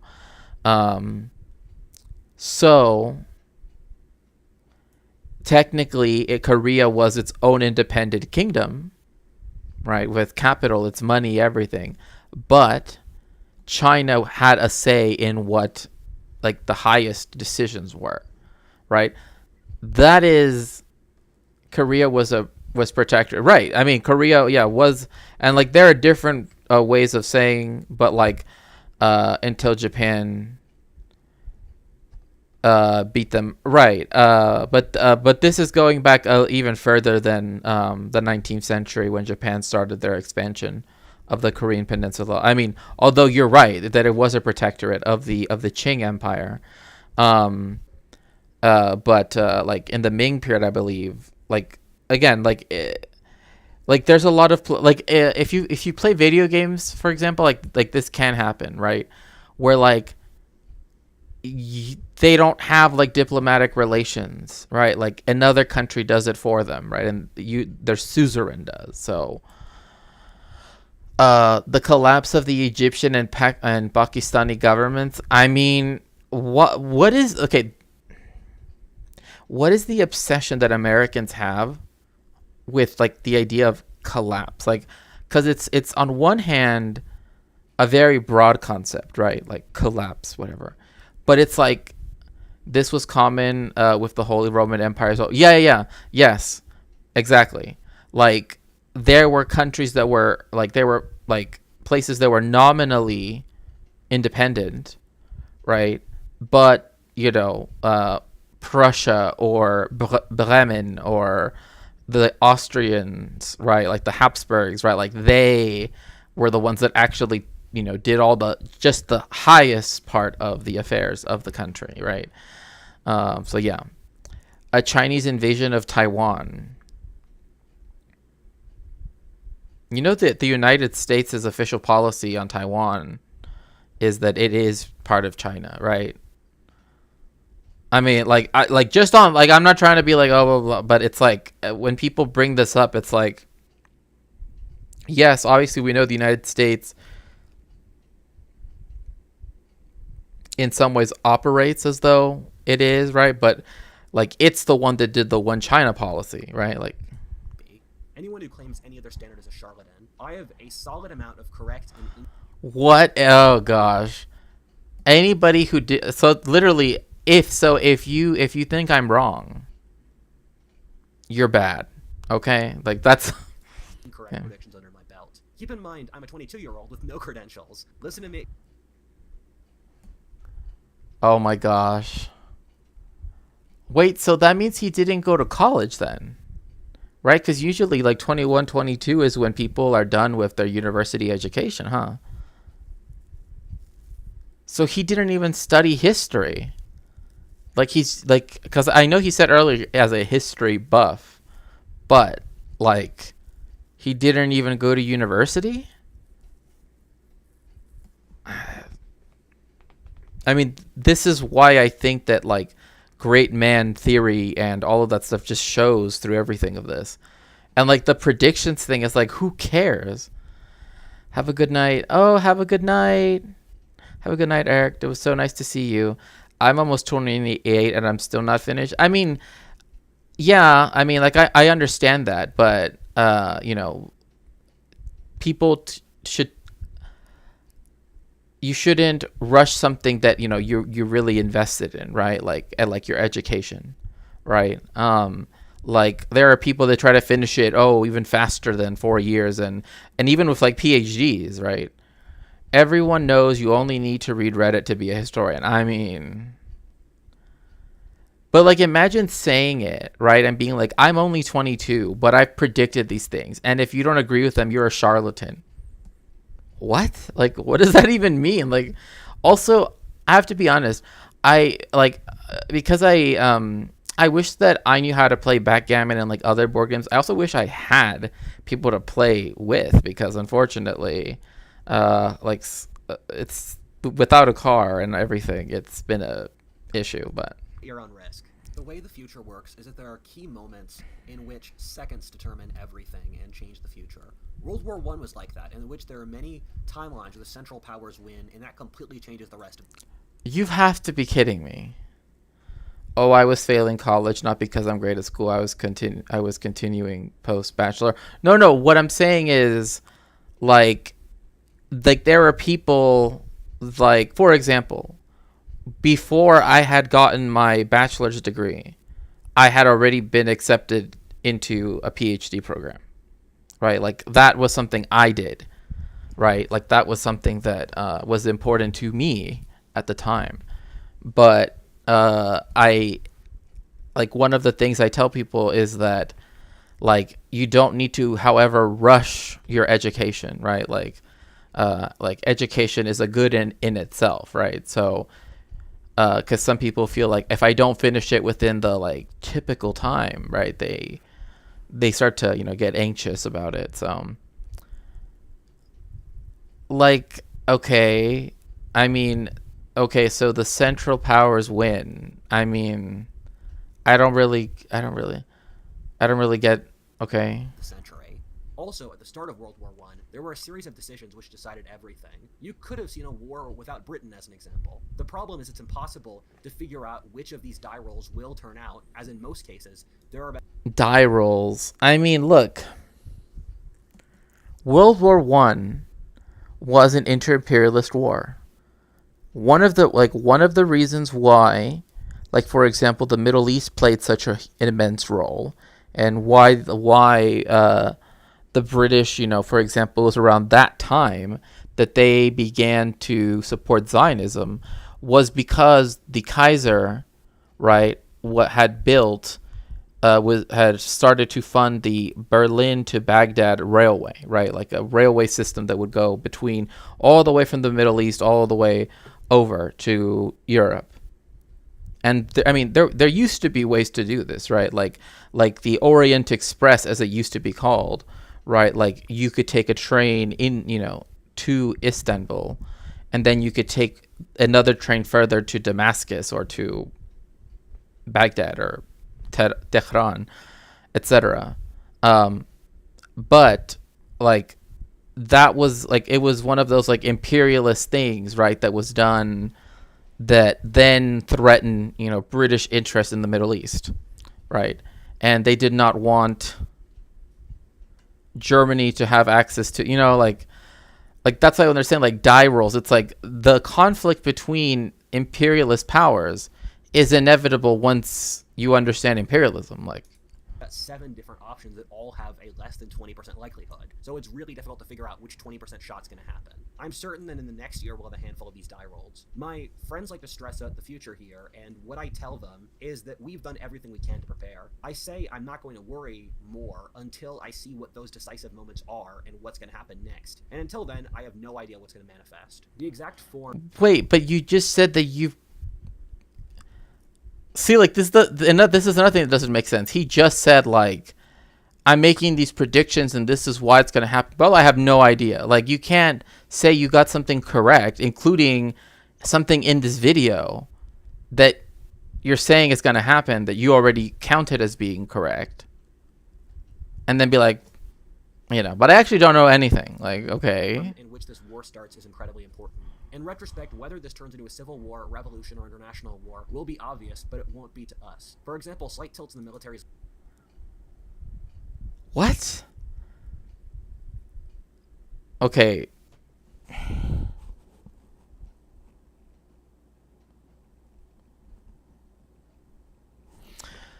This is what happens when people don't understand imperialism. Like, you know what I mean? Like, this is like, yes, of course. Like, a world war about the United States, as if, yeah. Loyalty will determine how the war goes. If almost all of the military affects to the right, it'll be like the French Revolution, where the right just slaughters the left. Otherwise, if it's more, it could be like the previous American Civil War, being a real war with campaigns that take years. Wait. Okay. But the right wing lost the French Revolution. Like, that's the reason why it's the revolution. Like, yes, things change afterwards. Yes, of course. But is he saying now that the bourgeoisie back then that went against the aristocracy and did the guillotine stuff, that they were right wing? Like, liberalism as an ideology now is right wing, but I don't know. I don't even. A situation in which the right could very easily lose is one in which there's a rebellion that's too early, which is very clearly illegal. Come on. Like, this is just. Know about the military is that they are thankfully loyal to the law. If the rightist rebels are very... Ah, yes. The American military, famously known for being loyal to the law. Yeah, they definitely never commit any war crimes or have a law on the books in their government saying that if any of them are ever taken to trial at the International Court of Justice, or at the ICC, at the International Criminal Court, that they won't literally invade the Netherlands, of all places. Because that is 100% true. The United States has a law, was passed unanimously by both sides, true bipartisanship, that essentially says that if people in the military of the United States commit war crimes... Oh my goodness, Talorx! Welcome in, Raiders! Welcome, streamer. I hope that your stream went well. So glad to see all of you here. Hello. It's so nice to see you, my friend. Welcome, everyone. I am Shakespeare. I am a cultural historian. Please make sure, if you are not already, to follow Talorx.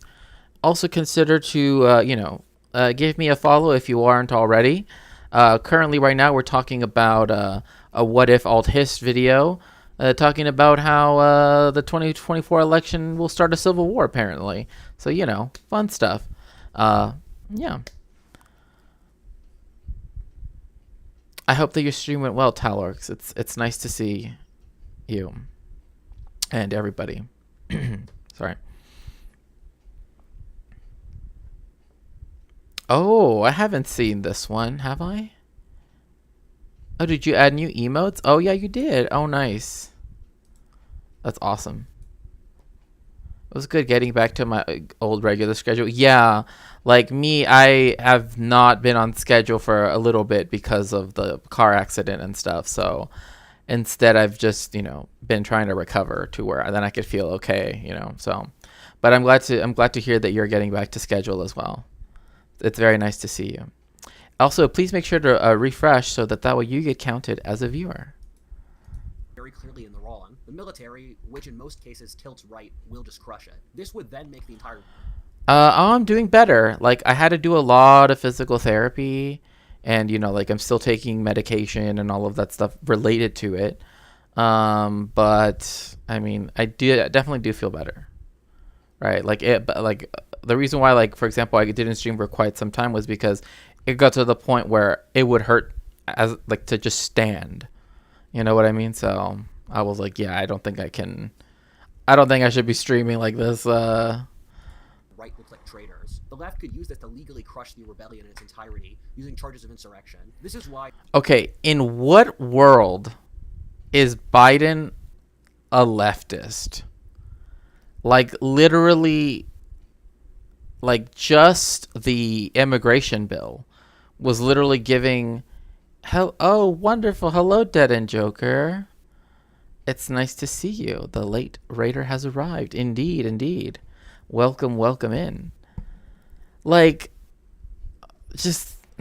Like everyone is a leftist except everyone who believes in his like clairvoyant powers, I guess. And this whole thing like, oh, insurrection. Well, if they cause an insurrection or revolt, then wouldn't following the law entail prosecuting them for that? You know what I mean? Like, I don't know. Told the right repeatedly to not rebel out of the blue. The left's greatest trick is baiting. Okay, he just said something that actually says quite a lot. And yes, I do get the joke in here. Gotta go to bed, have fun. Buenas noches. Buenas noches. Hoot night. It was good to have you here, D-Mal. So yeah, like yes, you could say that they're masturbators, of course. But, and of course we're talking about fishing, fly fishing. But no, like this whole idea that what he just said, like, I've told the right to not, like, bro, you just literally just told on yourself. Like, you self-reported. Like, yes, I have, like, a right-wing audience. And I, you know, like, hoot night. The right into hazard. The left psychology is female and the right's is male. What? What is that even supposed to mean? What on earth is male psychology? Like, is male psychology like red pill stuff? Like, I don't get it. Like, I really don't. Like, I don't get what that's supposed to be. Male psychology. You know, where we just look at, you know, ancient Greek statues and lift weights, you know. I guess that is, and whatever female psychology is, which is, you know, God only knows. Women will do low-level aggression much more than men. They lie more, spread more rumors. Oh my God! This, like, now it's turned into a red pill thing. This is just wow. This is, bro. This person is just beyond words. Like, just like. Here, I'm going to put all this other stuff about blah, blah, blah. Also, red pill bullshit. Okay. Assault more in nonviolent action. Men tend to go from 1 to 10 in that guys are either friends or they're beating the crap out of each other. 90s movies and a lot of 80s movies worked so well to convince people that this is the case. Right? That like, yes, this is how it works. No, it's not. I don't even know what that's supposed to mean. Like, because, you know, especially when they try to say that like men are the rational ones, right? Doesn't that betray that aspect? If they go from 0 to 10, you know, like if they're that, you know. I think the left is trying to agitate the right so much so that the right has to do something crazy so that the left can get a consensus that the right is dangerous. It's effectively a wife begging her husband to beat her again and again so that... What?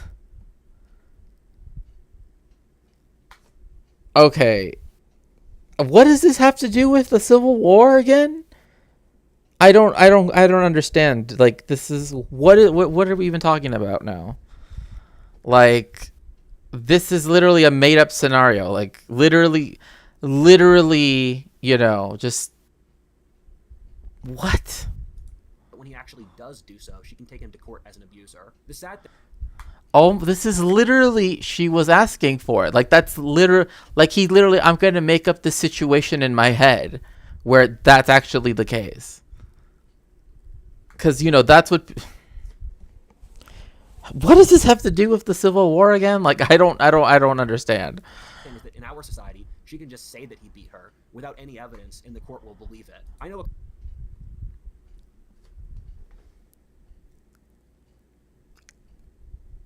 this has not only gone off the rails, but now we're like literally just lying.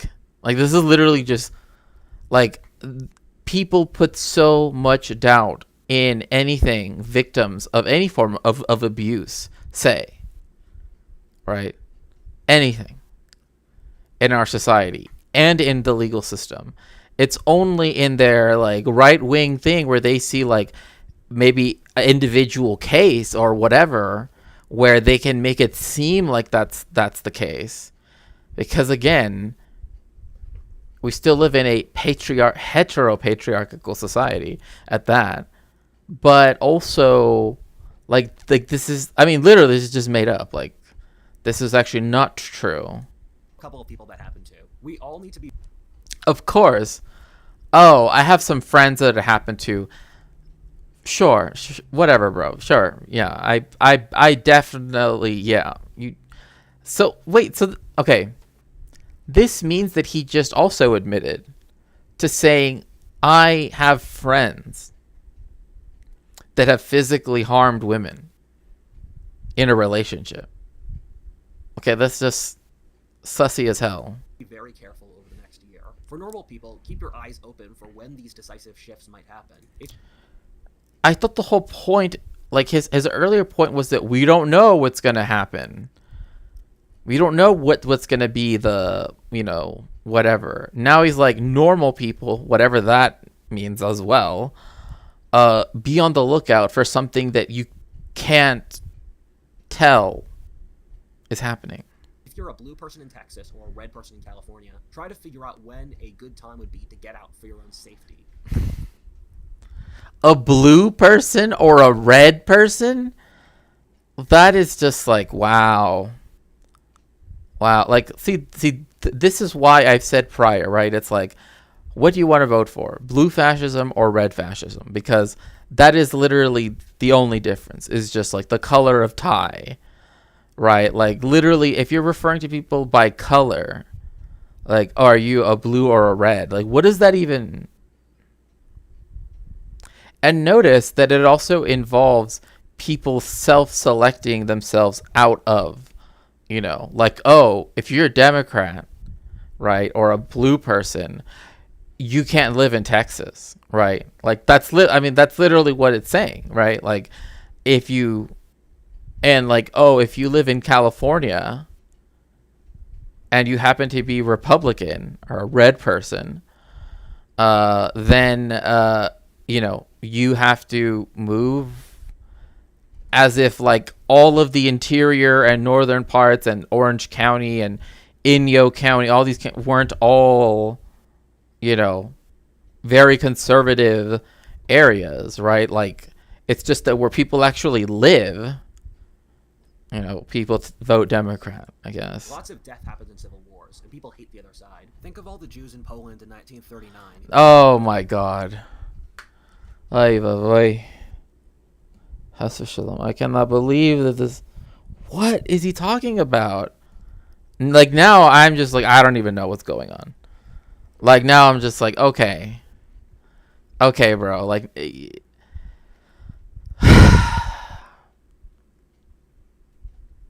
What does this have to do with the 2024 election again? Like, I don't even get why he's just like adding more of these comparisons, because this just makes no sense. Who considered fleeing, then thought of how all their family, work, and friends were there. They then died at Auschwitz. It was so What? Oh my God. This is...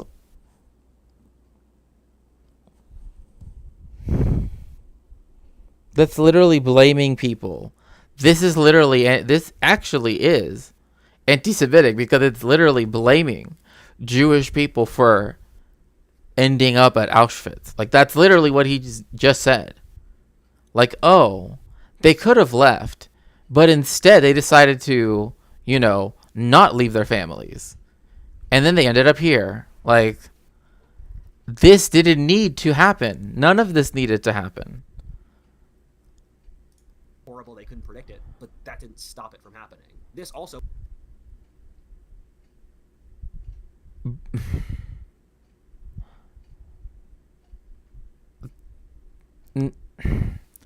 Because people couldn't predict the Holocaust. Therefore, what? Like, I don't get it. Like, I don't get what the point trying to be made here is, because it's literally just nonsensical all the way down. Like, oh, there's going to be a civil war in the United States, and people are going to suffer because of it, because there were people that couldn't leave, Central and Eastern Europe during German occupation and ended up at concentration camps. Like, that's the example. Like, that just seems like you're saying that this model of what happened here is something that will happen in this quote-unquote civil war. Like, that's what it's most likely to be indicative of what you're saying. All happen within living memory. For people in power watching, be careful of traps the other side might be placing. You have the weight of history on your shoulders. For all of us... Bruh, you don't even know what history is. Like, honestly, like, I don't know where on earth, like, where he got any of this stuff. Like, even the books he mentions, I mean, like that one dystopian sci-fi thing, it's like, I don't understand how, like, let's look at a book that talks about the future, that's speculative fiction, and see if it got anything correct. I mean, what if you did a list of all the things that they got wrong? Like, probably would outnumber the things they got quote unquote correct. These hard times, we must do our duty and stay honorable. My father said to me growing up, Rudyard, there are certain hills that you have to die on. Also, his name is Rudyard. Okay. You know the person that's inspired from. Because nobody just randomly names their kid Rudyard.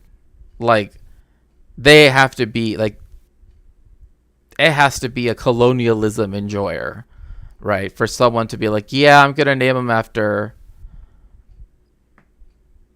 To be a man. At the end, you will be judged whether or not you stood where you needed to stand. Part 2. Our emotional... Like this, like, where you need to stand. What does that even mean? Stand where? Like, for what? Like, this is literally saying, oh, because we're not right wing, because the left apparently, is in charge of the military and Hollywood and Wall Street, which, again, like, as Chad Alpha said earlier, like, leftist Wall Street, like, that doesn't even make sense. Like, this reminds me of Haz's debate partner that said that 401ks were socialism. Like, I don't see how putting people's pensions in investment vehicles and subjecting them to the investment market, right, like Wall Street, is anywhere near socialist or communist or anything. State. Something we forget in this day and age is that human societies are living, breathing things, since they're filled with... See, it's funny that he says this, because this is what, like, actual historians try to take into account, right? This is what we actually try to do. He's not doing that because he's saying, well, this book predicted this and blah, blah, blah, and blah, blah, blah. Like, he's not taking this into consideration. Like, the fact that people don't want stuff like this to happen.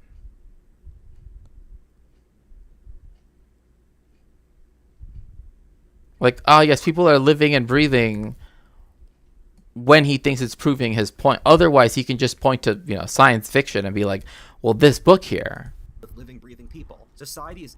Oh my gosh. This is IRL, my first one I'm ever made? Okay. This is just racism with extra steps. I mean, I don't know what else to tell you. Like, yes, the problem of sub-Saharan Africa is...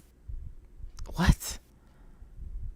Like, I mean, like, I've always heard, right, like, this, like, joke, right, that, like, Catholics feel guilt, but Jews feel shame, or something like that, right? It's like, it's this dumb trope. It's my view, it's anti-Semitic, right? But, like, it's usually either they're, like, but it's just this, like, way of saying that, like, we can essentialize something about you because of these aspects of who you are, I guess. But I don't get how the world can be divided into 7 emotions. Like, this is literally like, I watched the Emoji Movie and took it seriously. Like, this is the level of... experience the same emotions and mental illnesses that individuals do. A great failing Oh of our my God. society is that we need a spreadsheet or... Explain to me how a concept, a 19th century concept of that, of a nation state, can have like mental health as a general thing, like that doesn't make any like, I don't even know what that's supposed to mean. Like this sounds like right-wing stuff that, and you know, but also stuff that comes from like the Catholic tradition, etc. Right? Like, oh, this is a sick society, blah blah blah blah blah, right? Like, but it's definitely much more a conservative thing to say, not a or scientific study to say what's obvious to anyone with a supple mind. It's no. Like, this is literally appealing to common sense, which is illogical. Like, this is saying that, like, yes, if you were to show everyone like the same picture, 1,000 people, they would all reach the same conclusion. That's not true. Like, even language, like, they have done a study where they asked people whose, you know, mother tongue, right, is different, right? And like in England, and it had like a bike against like the side of a wooden fence, right? And like, you know, you could see like a little road or whatever, right? And grass and everything. And like people that spoke English said, oh, someone like, oh, there's just a bike lying there abandoned, right? Like they added like language itself also determines how we think about things, right? Like, oh, if we see something just on the street, we think it's abandoned, right? Like that is something, especially in the United States, is a big thing, right? Like this idea that if property is just left out, right? Oh, it must be that they're giving it away for free, right? But in German, right, when they asked a German speaker, they said, oh, this guy is going to come and take the bike and ride the bike, and, you know, like it inserts different ways of thinking about objects and people's intentions, right? That just is just different in different languages, like, which is something that I think, you know, instead of seeing that as something like interesting, because that also works even if you're multilingual, like me, for example. Like if I think in Spanish, then also concepts that don't exist in except in Spanish, right? I can think of those things. But if I try to think of them in English, right, they don't. It's like I can only get an approximation through language, right? So obvious women are more emotional than men. I communicate with women differently due to that. Okay, anybody that says this and thinks that this is true is just like, literally, this whole video is you just like, let me make up scenarios in my head, say that I'm friends with, you know, someone who committed, friends with people that committed spousal abuse, but of course it's their fault. Like, it's obvious that America is a better country than Mexico, given tens of millions of Mexicans immigrated here. Okay, no, it's personal. No, but this is literally like, yes, we imperialized and ruined the, you know, the global South for, you know, many, many reasons.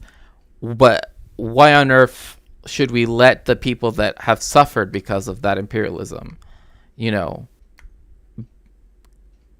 like, had like the IMF loans, all the other forms of imperialism, right? Neocolonialism in other senses, right?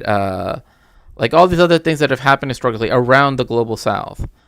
It's like the global North is just like, oh, we could destroy everything, but you who are the, you know, the autochthonous people there, you just have to stay there, right? Like, and it's your fault too. Like like, this is nonsensical. Like, yes,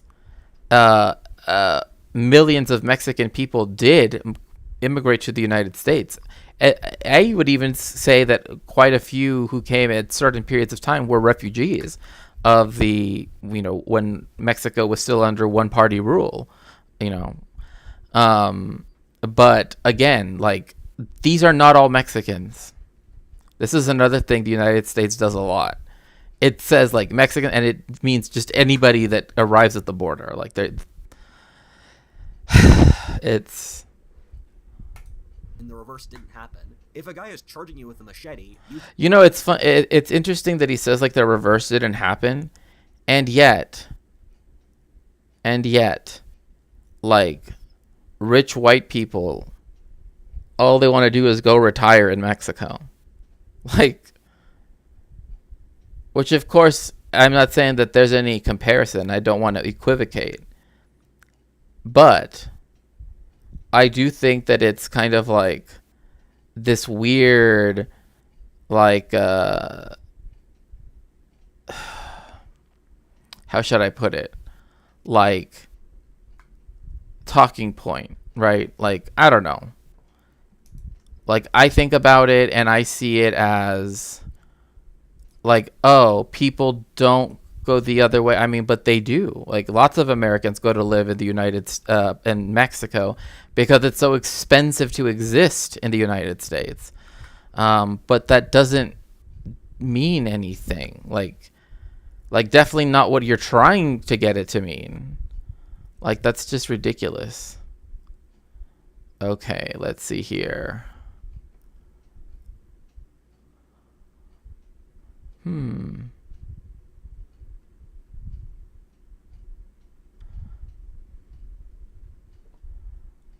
Let's see. Okay. So we are going to raid. We're going to raid out. Just give me one quick second to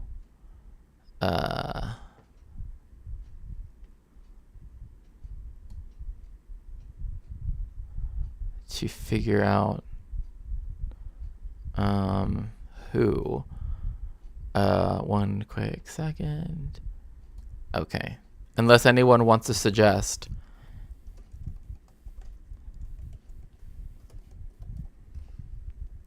Okay, everyone. Thank you so much for joining me for this stream. I really appreciate all of you that were here. We're going to raid Miss Anita Bump. Make sure to tell them hello and that I will be there soon and that I appreciate what they do. And I will see you all very, very soon. Bye.